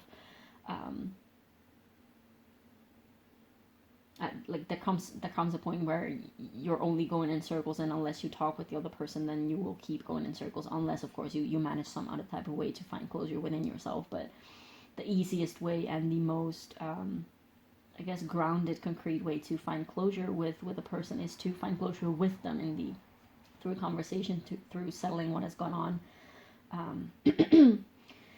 This person definitely also somehow has realized, like, this is just not this is not a connection that was meant to go on for a long time, and this is definitely, like, they realize they are, I guess, also over you, potentially, because we have the Ten of Cups in reverse and the World card, and so they do not want to build anything concrete with you after. Like, if you guys did break up or something, it's not that they have interest in going back together or getting back together and having a relationship again. Like, it might be very well that you both are sort of like seeing other people, like already are in other relationship with someone else or with other people. What this person really wants, first and foremost, and actually the only thing that they want, is to be on good terms with each other and be on the same page and just be at peace with each other, I want to say. They don't necessarily even feel like there's space for, like, knowing, how do I explain this? They know, like, they have been doing a lot of processing within themselves, and they know that you have been doing a lot of processing within themselves. Like, they are very aware that there are these, like, separate inner worlds that have gone through a lot and are a lot of things are happening within you two both, but they're not necessarily even wanting to clarify, like to go within each other's world with each other, if that makes sense. Like they don't necessarily feel like they want to be a part of your emotional processes and everything, and they don't want to necessarily invite you into theirs. It's not that they don't even want to, it's just that they don't see the point. It's like there's no space for that right now. Like I would rather just be in good terms with you and just, like, you know, be able to say hi to you if I see you on the street and just not feel awkward. And then, you know, whatever, if you guys go to school or work together or something like that, they just want things to just flow smoothly like that and not be awkward. That's essentially all they want. And I feel like that's very straightforward and very short, but I honestly don't feel like I need to say anything else about that. Yeah, they don't want this sense of awkwardness and sort of like weird looks between the two of you. They just want things to be settled and peaceful and okay, and both accept that it has been what it has been, and it was what it was, and that it wasn't the greatest probably, but that you both had to learn some things because you guys probably both had very, very significant awakenings in that sense, about oneself and about relationships in general, and about one another, like your own faults, I want to say, because of course, like, this is all from your person's perspective, and this is their own inner journey and inner processing. We don't know exactly, like, you will know what is going on inside of you, but like, the cards are showing everything from this person's side.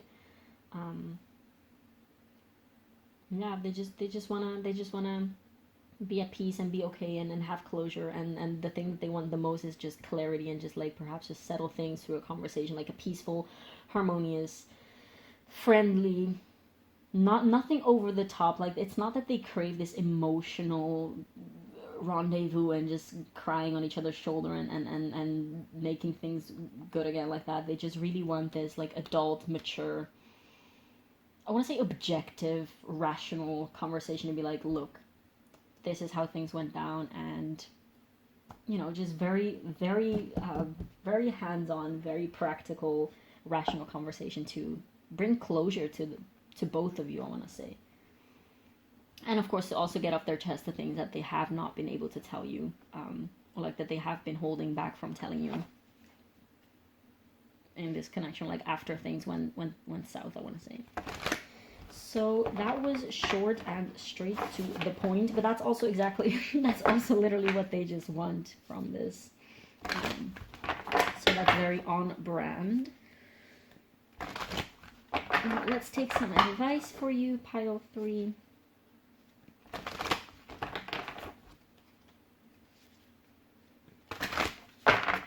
Let's see, what do we have for advice? This is the Starseed Oracle. What advice do you have for pile 3? Okay, so we have baby steps, action, follow your intuition before it makes sense.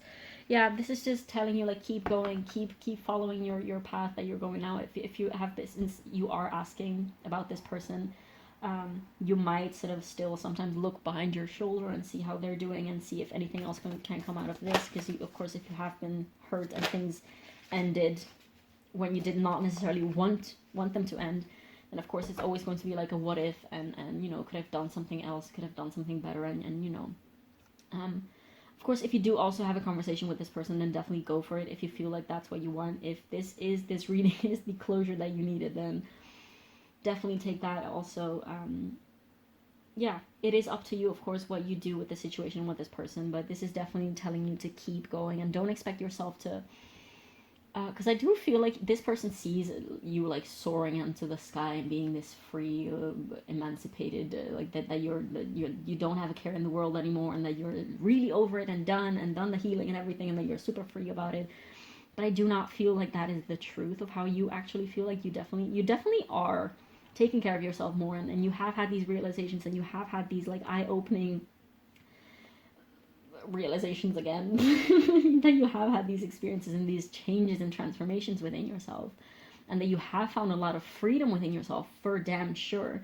But at the same time, it still hurts somewhere, and that's okay. You can't you shouldn't expect yourself to be, you know, completely healed from it, like, within a specific amount of time. Like, it's okay to go slow. If it's okay if this process of healing and of of coming back to yourself and coming back to into a place of light, if that takes time, because guess what, it does. It takes time, it needs time, and it's okay. This is just encouraging you to like go at your own pace. You're getting there. It's okay. Keep going. You're doing a great fucking job. Great freaking job. And you're on the right path, and you always have been. And even if it has hurt, like, you are being led to your greatest freaking potential, because there's so much power within you. And I'm really sorry that this person hurt you so much or anything. Like, you definitely might be someone in general who has struggled with body images, or body image issues, like that. And again, this is also not for nothing. Like, there's a deeper purpose, because your purpose, like, your value does not lay in your body, it lays elsewhere. And of course, like, it's really good and powerful to feel good in your body, but that also is not dependent upon how it looks, if that makes sense. Like, you can feel that there are people with bodies that are like the canonic beauty standard, and they still feel insecure, and people who have like the canonic non-beautiful, if that makes sense, bodies that would not be defined as, you know, the canonically beautiful body in society, and they still feel super confident. So the way that your body looks physically, the shape, the form, the hills and valleys, and the dips and the peaks and whatever, that does not, it's not about that. And I'm sure you know that, like, body confidence has almost nothing to do with how it actually looks, with the actual aesthetics. There's always something deeper there. Anyways, the next card that we have for you is Star Ancestors, Hidden Secret, Lost Wisdom, Look a Little Deeper. That is, I feel like it's very suitable for what we just said about, yeah, that everything, like, all the problems that you're dealing with have, and also like the insecurities that you have within yourself, they have deeper roots. They just have deeper roots, and these experiences are meant to lead you there. On the bottom of the deck, we have Deep Cellular Healing, Arcturus Energy, Physical and Emotional Healing. Look at what we have there. I'm going to put this on the spread too. Yeah, this is definitely like, you are doing a lot of like deep, significant healing. You are doing the work, and you definitely are bringing love into the places that used to, perhaps you used to hate yourself, or that have received a lot of hate from other people over the years. I'm hearing like you're cracking open, and you're letting the light in, and you're probably doing a lot of crying, and that's okay, and that's beautiful. Allowing yourself to cry is absolutely beautiful. And let's see what we have, what Moonology has to say. What does Moonology have to say about this connection? Okay, Moonology. What do we have for pile 3 about this connection, or some advice or anything for pile 3 to know? Oh, yeah, okay. Oh, look at this. You're very close to achieving your goal, Gibbous Moon. There you go. And nothing yet is set in stone with Mutable Moon. I want to take one more. Adjustments are required, Third Quarter Moon, and another card flipped over, so I'm just going to take that. Don't let pride get in your way, Full Moon in Leo. That's also Fixed Moon. So Fixed Moon might... Wait. There's no Fixed Moon here. There's Mutable Moon. Never mind. Yeah, that might be a significant placement for you, for your person. Now let's take some channeled messages from your person to you. I'm going to take a couple of these. Oh god, come on. This deck is hard to shuffle.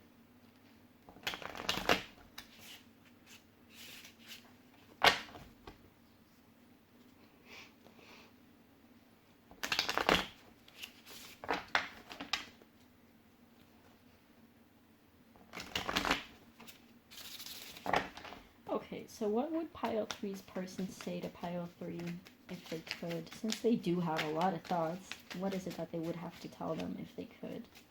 Be completely honest right now with pile 3. What would pile 3's person say to pile 3 if they could?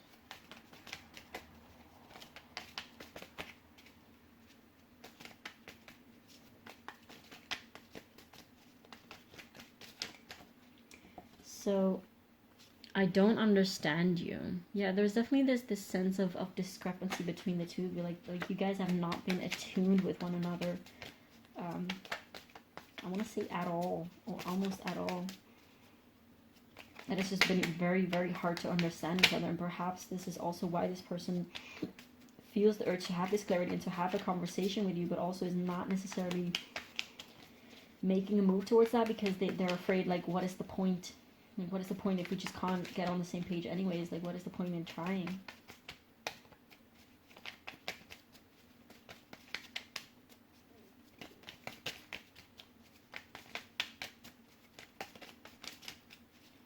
What else would pile 3's person say to pile 3 if they could be completely honest?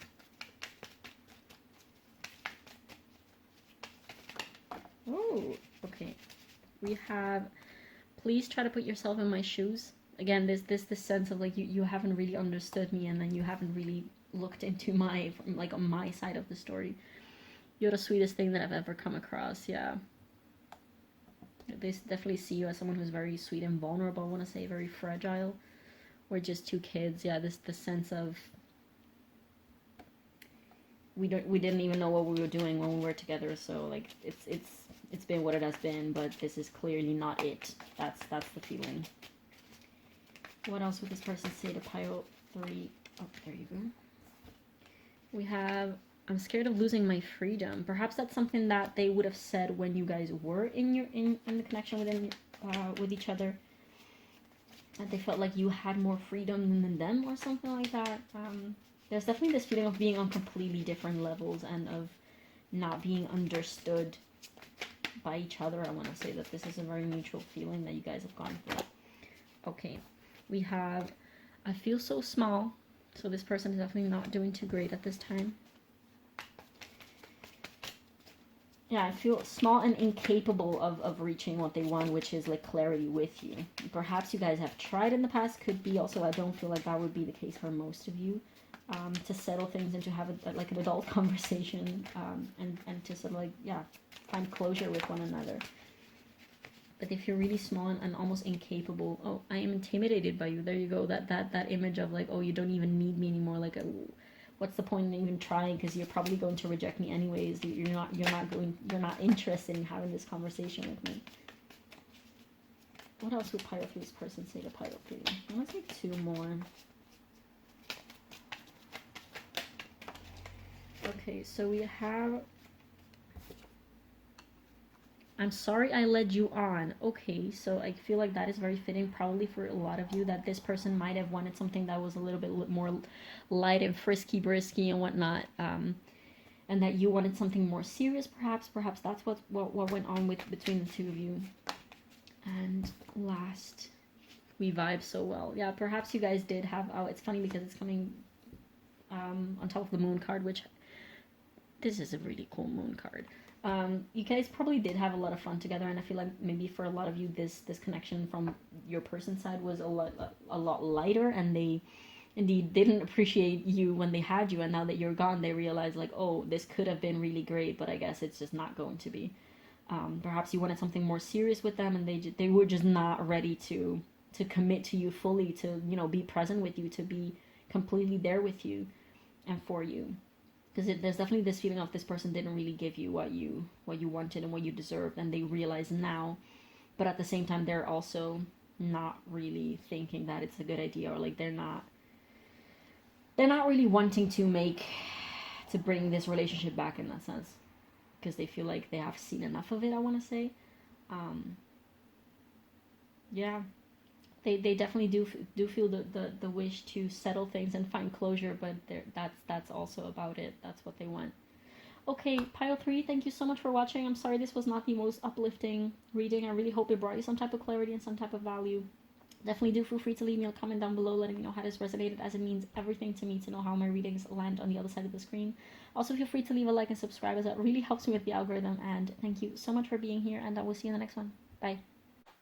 Hi Pile 4, if you chose this beautiful blue Apatite tumbled crystal as well as the standard Rider-Waite Smith tarot, this is going to be a reading and we are going to look pretty much in depth about a couple of things. So first of all, we're going to look into these pre-shuffled oracles that I have here for you, and these are going to tell us a little bit about your person's current energy towards you, so how they see you, how they feel and think about you and all that stuff.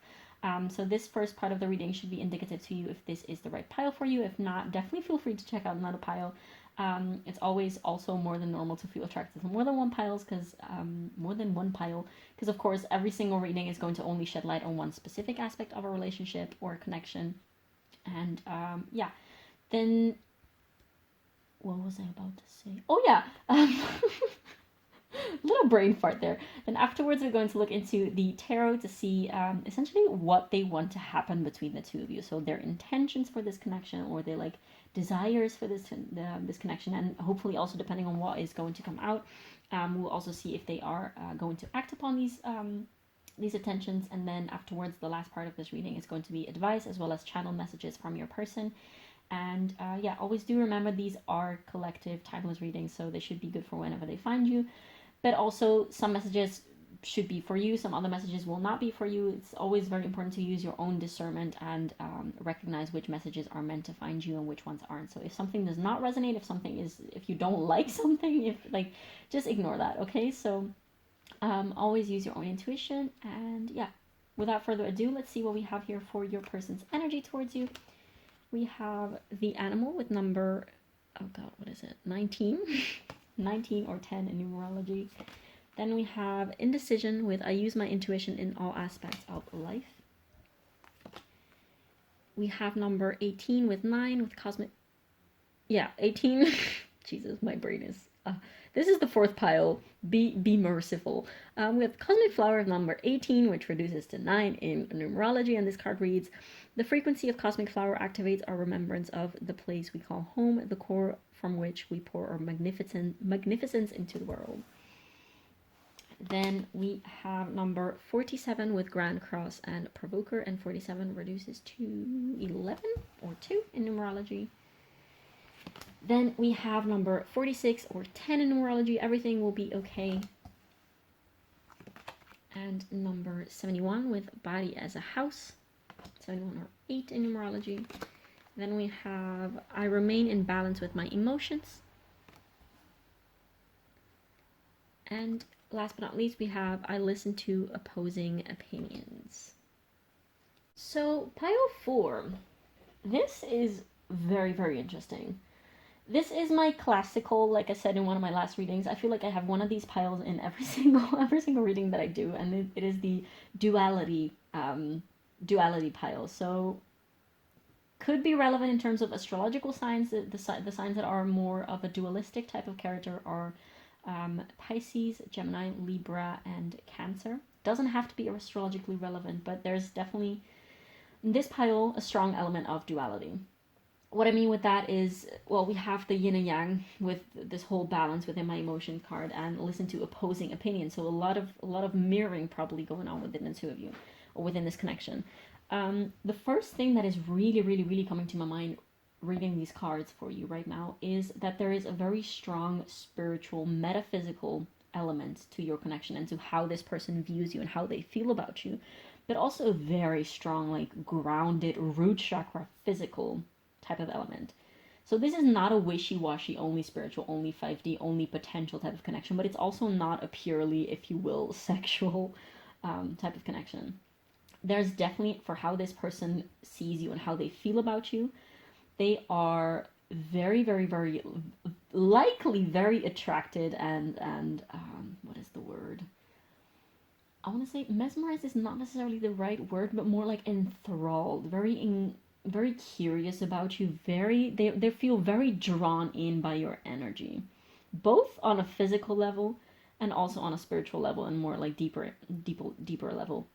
In terms of physical energy, I of course mean in terms of aesthetics, like they probably think that you're very attractive, but also in terms of how you express and how you move around. Like you might have strong fire placements, doesn't have to be, but you definitely come across to this person as someone who's very out there, very raw, very very untamed, very wild, very you might be on the hippie side of human aesthetics and human personality traits or whatnot, but they definitely do see you as someone who's so in tune with their own body, with their own body, but also with their own spirituality. Like you might, I'm getting things like doing rituals with like menstrual blood and things like that. Like you might be someone who spends a lot of time out in nature. They definitely do see you as this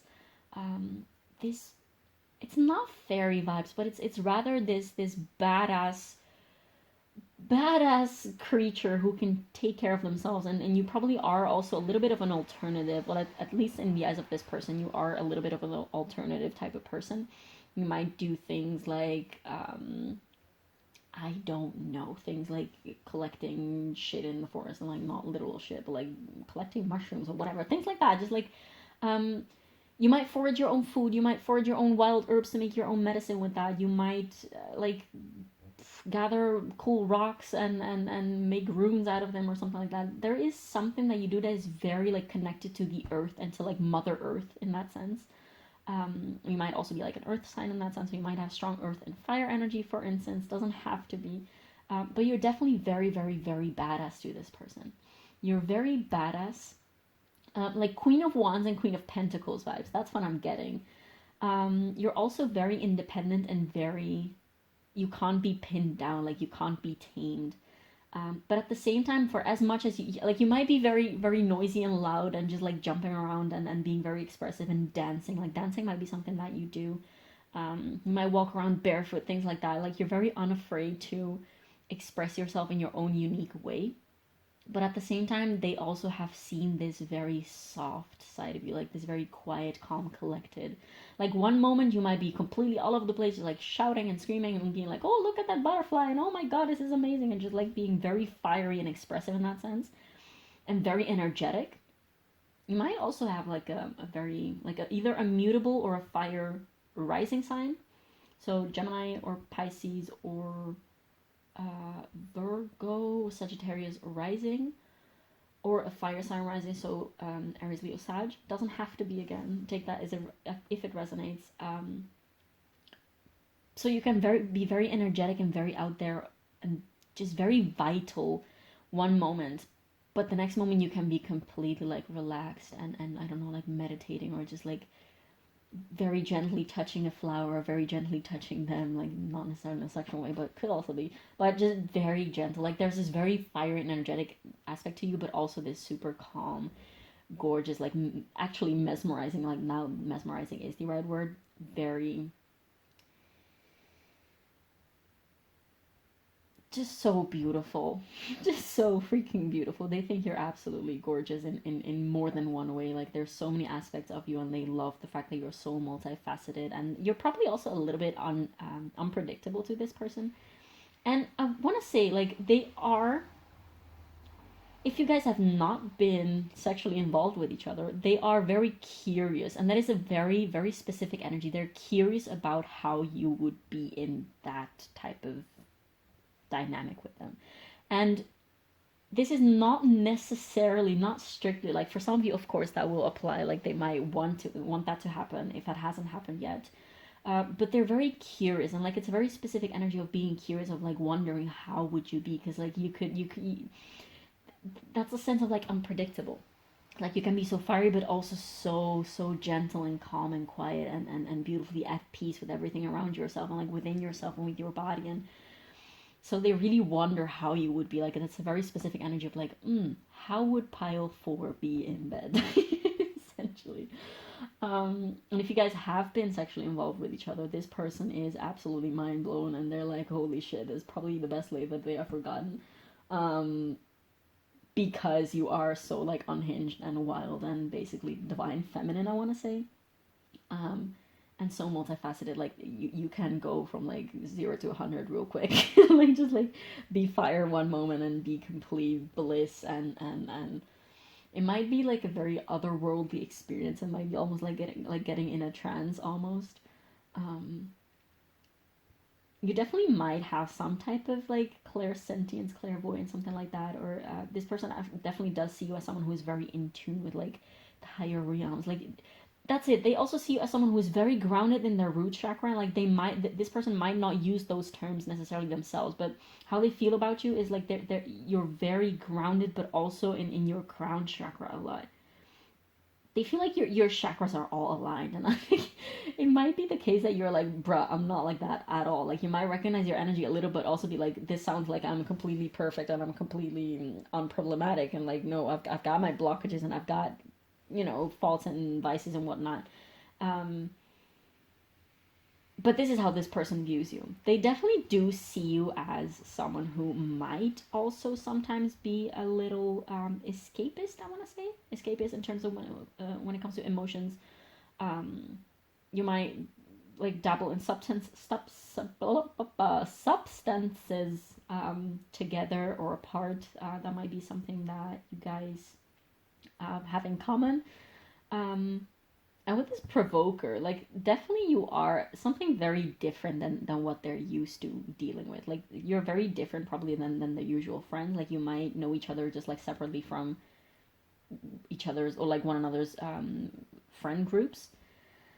And this is also like just very straightforward, like provoking. Like you might be quite like alluring to them. Like they might feel very attracted to you, and you probably are aware of that, and you like teasing this person also a little bit, and they like that about you as well. Like they like the fact that you're a little, you know, acting a little cheeky here and there, and like actually like poking and provoking them a little, because they really like that.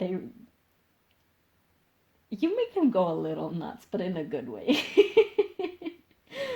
You're this it's such a beautiful energy. Oh my god, it's so how do I describe this properly?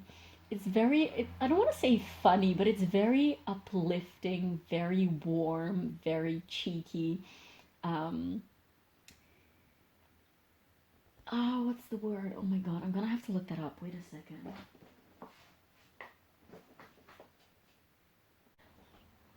Rascal and bold and oh fuck, what was the other one? um, Shameless. That's it. Shameless and like a little rascal and just like doing whatever you want, and almost a little. I'm getting also Aries vibes right now.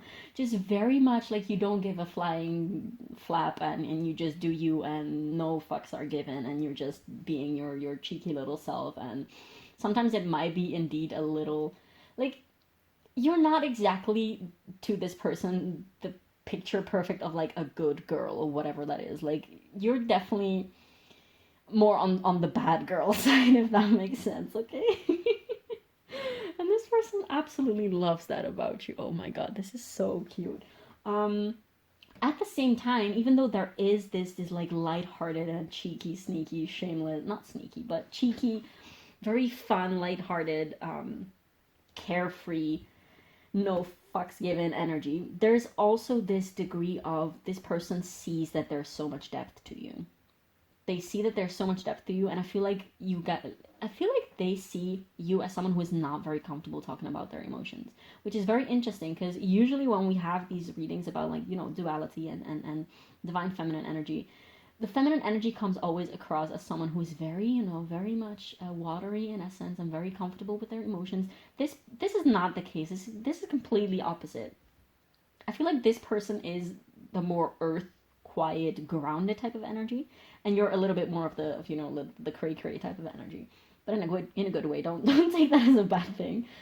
They do feel like you have a lot of emotions that you have not been expressing fully. Like I'm getting this scene of you giving them little crumbs of what you're going through, of what you're feeling, but then sort of like suddenly changing the subject. And like it might be like you're almost about to cry 1 second, and then 5 seconds later you're like, oh my god, yes, let's do this, and no. And it's because they feel like you have this desire to connect deeply and go into your emotions with this person, but at the same time you're like, kind of scary, I don't want to do that.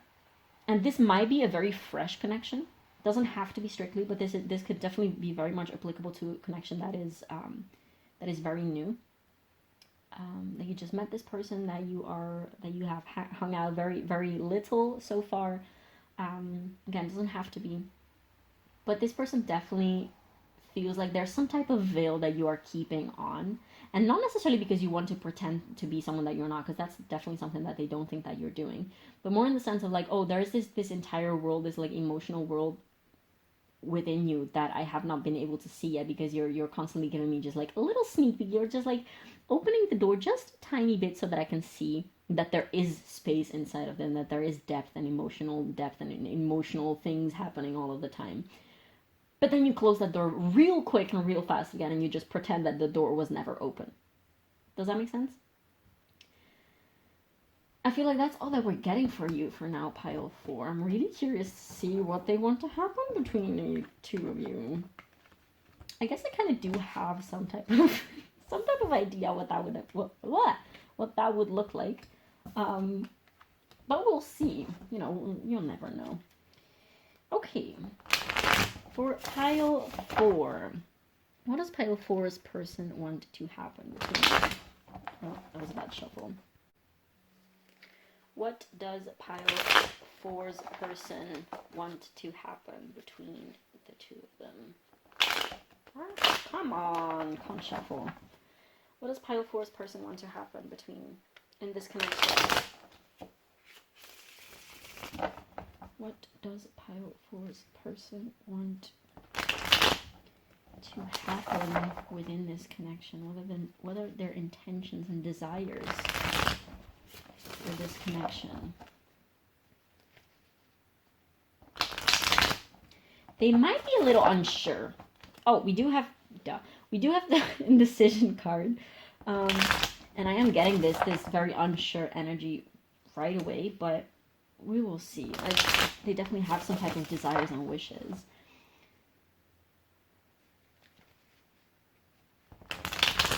Okay, so what does pile 4's person want to happen in this connection? What are their desires for this connection? So we have the Empress as the first card to come out. A couple cards turned over. We're gonna put them back. What does this person want to happen within this connection? We have the 8 of Wands. What does this person want to happen in this connection? We have, oh, I'm just going to take the top one. We have the King of Swords in reverse.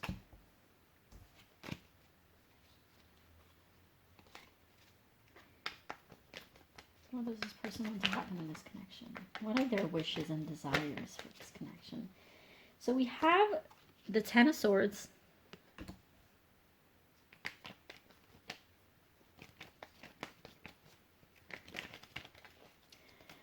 I'm getting Aquarius vibes. This person might be an Aquarius rising. It doesn't have to be. It's not going to resonate for everyone, of course, but take it as a confirmation. Oh, take it as a confirmation if that is applicable. We have the 6 of Wands. And I want to take clarifiers right away.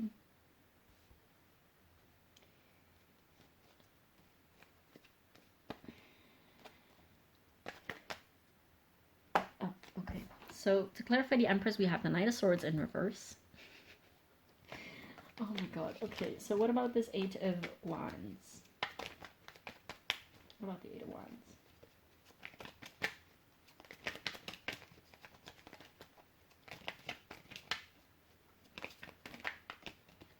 We have the 9 of Pentacles in reverse. Oh, sweet lord. Okay, so I'm give me a second. I'm going to pull the last 3 cards, and then I'll tell you what is coming through about this King of Swords. That is way too many. That's half the deck. About this King of Swords.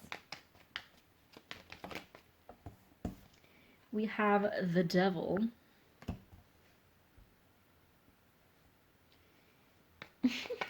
What about this 10 of Swords? Can't stop giggling. I'm sorry, guys. I'll tell you in a minute. I want to pull all the cards in it. Okay. We have the 2 of Swords.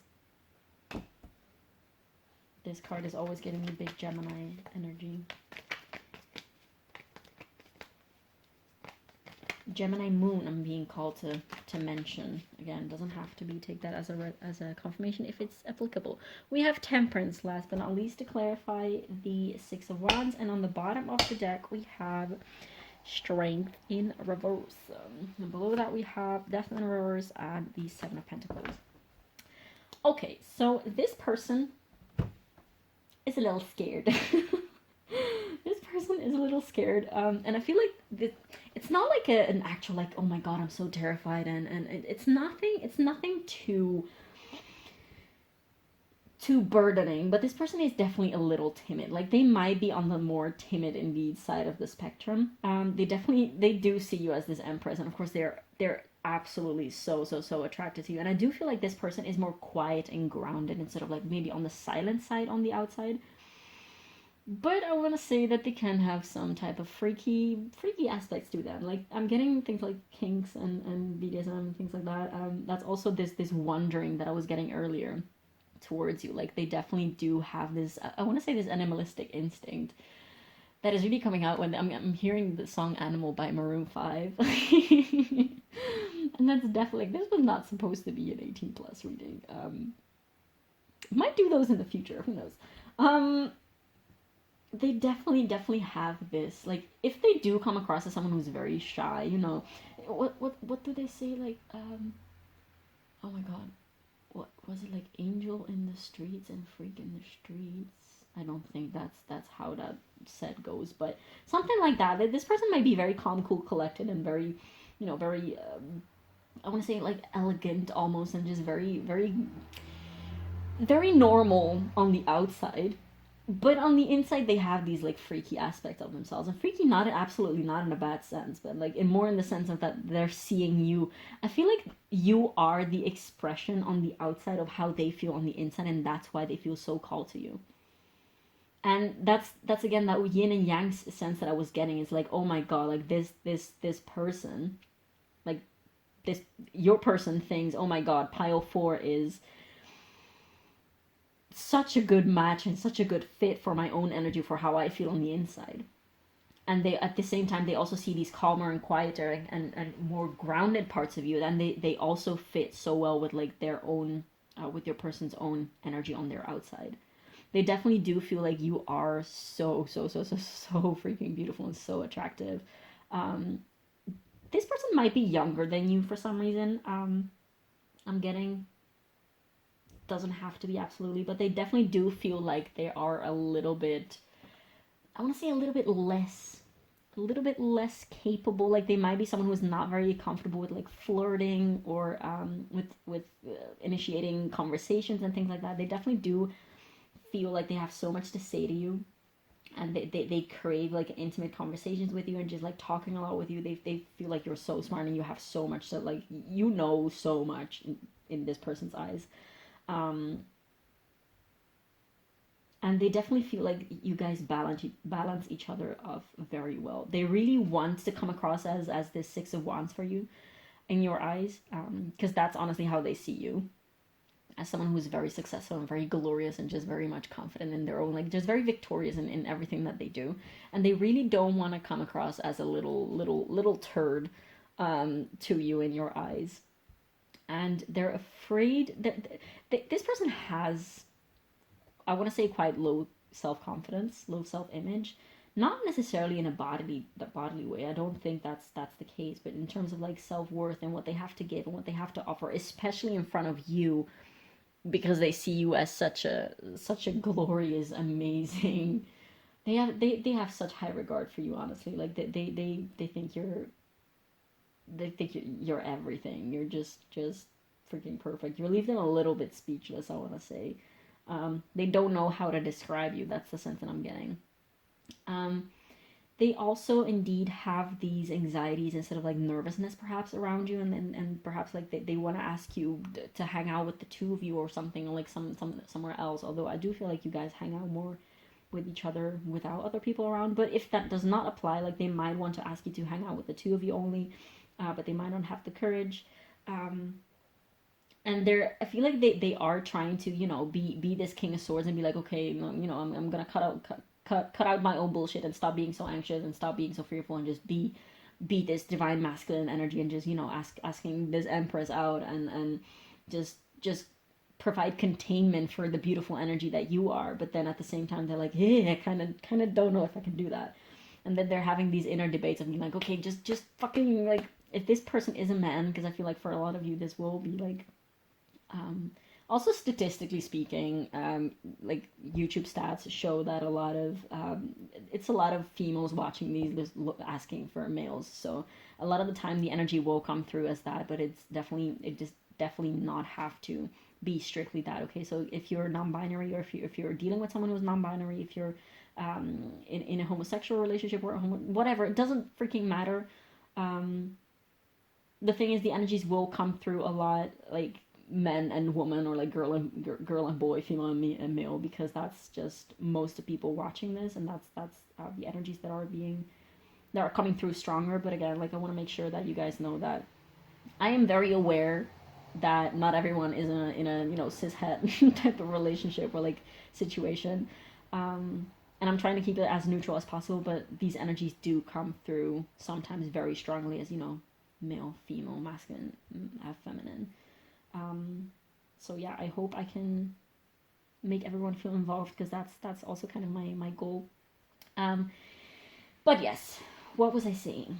Yeah, this person is likely just like having these inner debates and inner conversations and being like, okay, so man up, dude, like, just go get her, just go get this queen, or like, toughen up, you just go get this beautiful being, because they're all you wanted and more, and you want to explore this with this person.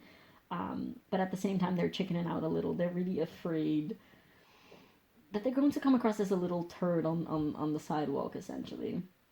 And they really want to do their best to, you know, to come across as someone who's very cool and very chill and very, very confident on the outside, but they're really not. They're really not.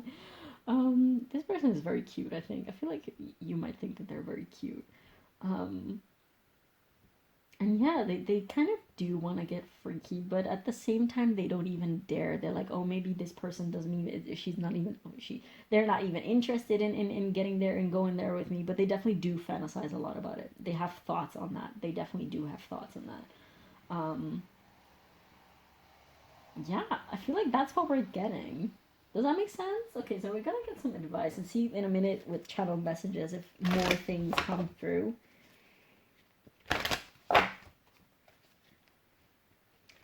This is the Starseed Oracle.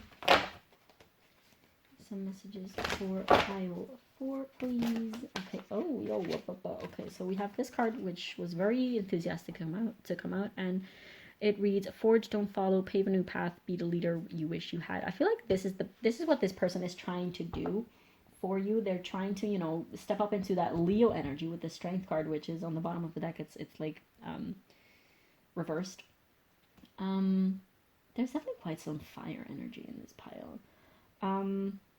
But yeah, this person is really wanting to step up and give something to you that you can't find on your own, essentially. They want to have some type of value to you. And they really want to come across as this leader, as this lion of the jungle, I want to say. Although lions are in the savannah, I don't get why we're talking about lions in the jungle. Doesn't make any sense. Anyways, we also have lifting the veil, questioning everything, anything unaligned must go. Yeah, this person is really trying. I feel like this veil, did I literally mention a veil earlier? Yeah. They feel like you have there's some type of veil between the two of you, and they don't quite grasp the entire depth of you, but they really want to. They really have a lot of questions about you, and even like that question that like, oh, how would pile 4 be in the bedroom and things like that. They definitely have a lot of curiosity, and just interest, and they're very eager to learn more about you, but at the same time they're a little bit reluctant to perhaps like come forward to you because they are so insecure. They don't feel like, perhaps this is someone who is not really contacting you often, or who's not like finding excuses to not meet up because they're chickening out, essentially. Like that, if this pile resonated with you and this person is not reaching out and this person is not really connecting with you, it's because they're chickening out.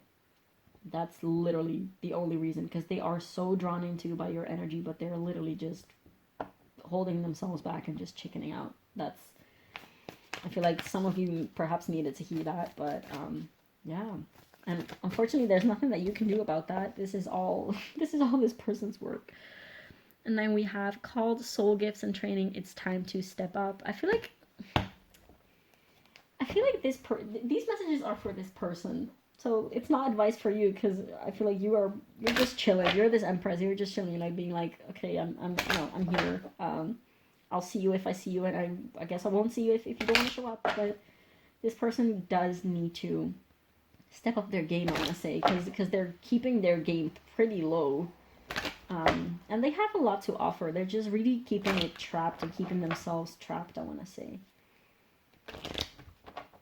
Let's see what Moonology has to say about this connection. About this connection. Okay, Moonology, what do you have for pile 4? Oh dear, Moonology, what do you have for pile 4? Oh, look at this. We have a win-win outcome is forecast with full moon in Libra. More of this indecision Libran energy. We love to see that. Sorry, I love Libra. Don't come at me. But you know, this is looking good. This might definitely okay, so 2 cards flipped over. This might definitely be a signification that also with this Temperance card that things are being woven in oh, I was also doing like the 8, drawing an 8 in the air, and here we also have this like infinity symbol. Definitely things are being woven, I want to say. So where this is headed, we don't know, because this person doesn't know. This person is not really sure of what they should do. This person is not even sure of what they want to happen. I mean, they want to come towards you, and they want to also like ground things a little, but they're just too much focused and absorbed in their own insecurity to make those things happen, I guess. Which is a pity, because I feel like you're just there. You're this empress, just an empress mode, being like, okay, I'm here. If you want to come, just come. If you don't want to come, then fuck you, I guess. Like, you have this very... I freaking love you. Please, if you are... if you are pile 4, then just let me know in the comment. Just, like, you don't have to say anything specific. Just say, like, pile 4 here, hi, bye. Then, like, I'll be happy. I'm gonna send you a virtual hug.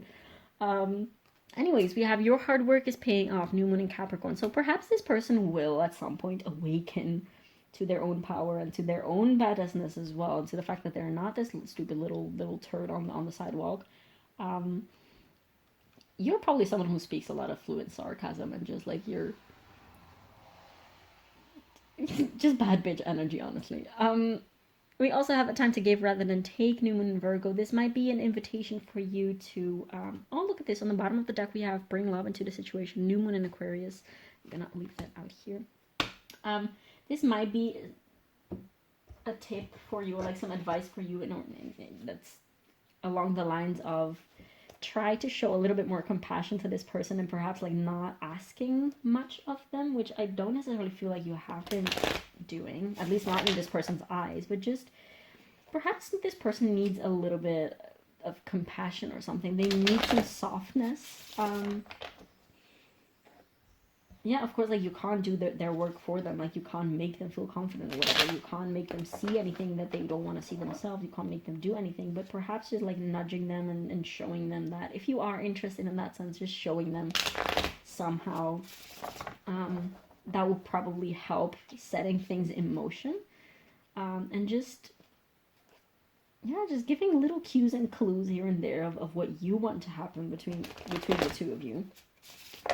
That might help this person come a little loose, and just like give them some, yeah, just some insight on the fact that this is not all in their head, and that they can come towards you if they only choose to do so.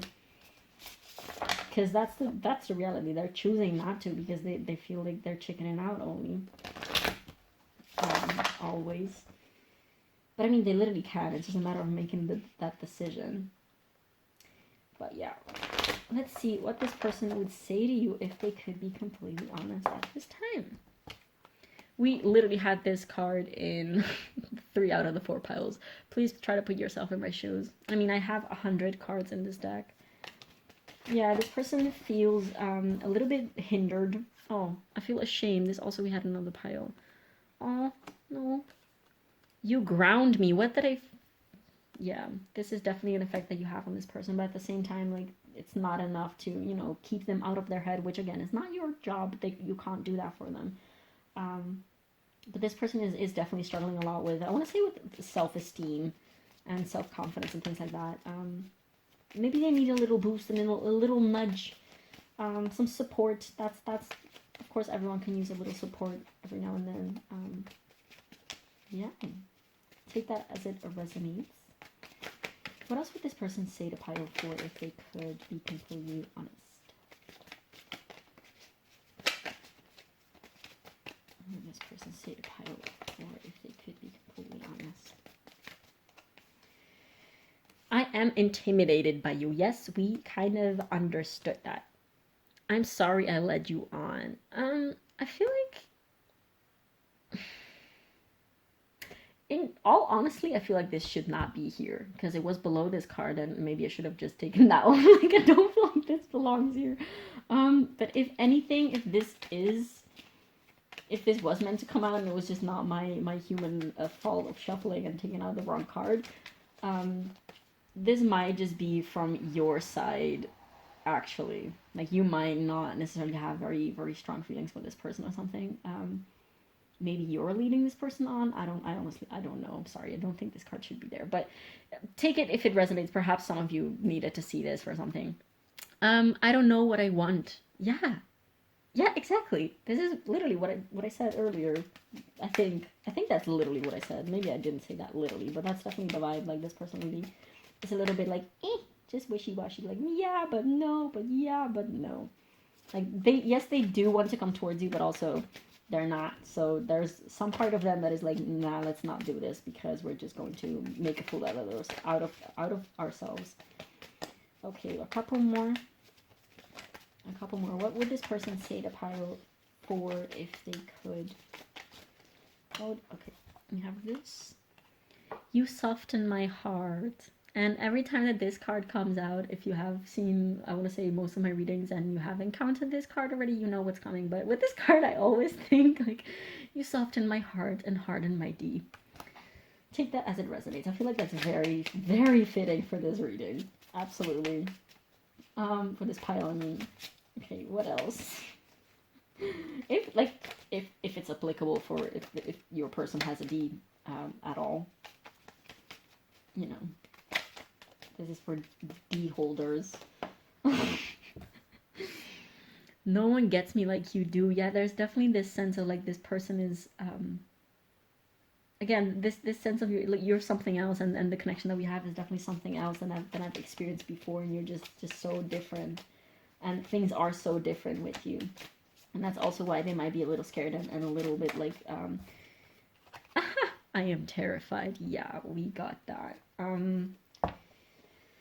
But yeah, there's definitely, with this card, I was saying, definitely the sense of, like, this connection is so something different than I'm used to, and they might be terrified and anxious because of that, because they're like, oh, this is so new, I don't know what to do with this, and I'm just a little crippled by anxiety, and I don't want to ruin things, and yeah, there's definitely this sense of holding back, and I don't see this person coming towards you anytime soon by themselves. Maybe they need a little nudge from the universe. We do have the Temperance card, which means, of course, it's always like the angel and spirit guide cards. So definitely this, I feel like the universe will either, like, make some type of, like, will conspire to make you guys meet or whatever, to, like, make you talk or something like that, or they just need a little nudge by you if that's also what you're interested in. This person needs a little support, that's for damn sure, because they're keeping themselves in their own little box, I want to say, and they're not daring to peek out necessarily.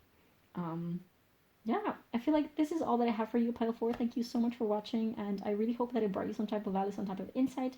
Definitely do feel free to leave me a comment down below. Please comment if you're Pile 4.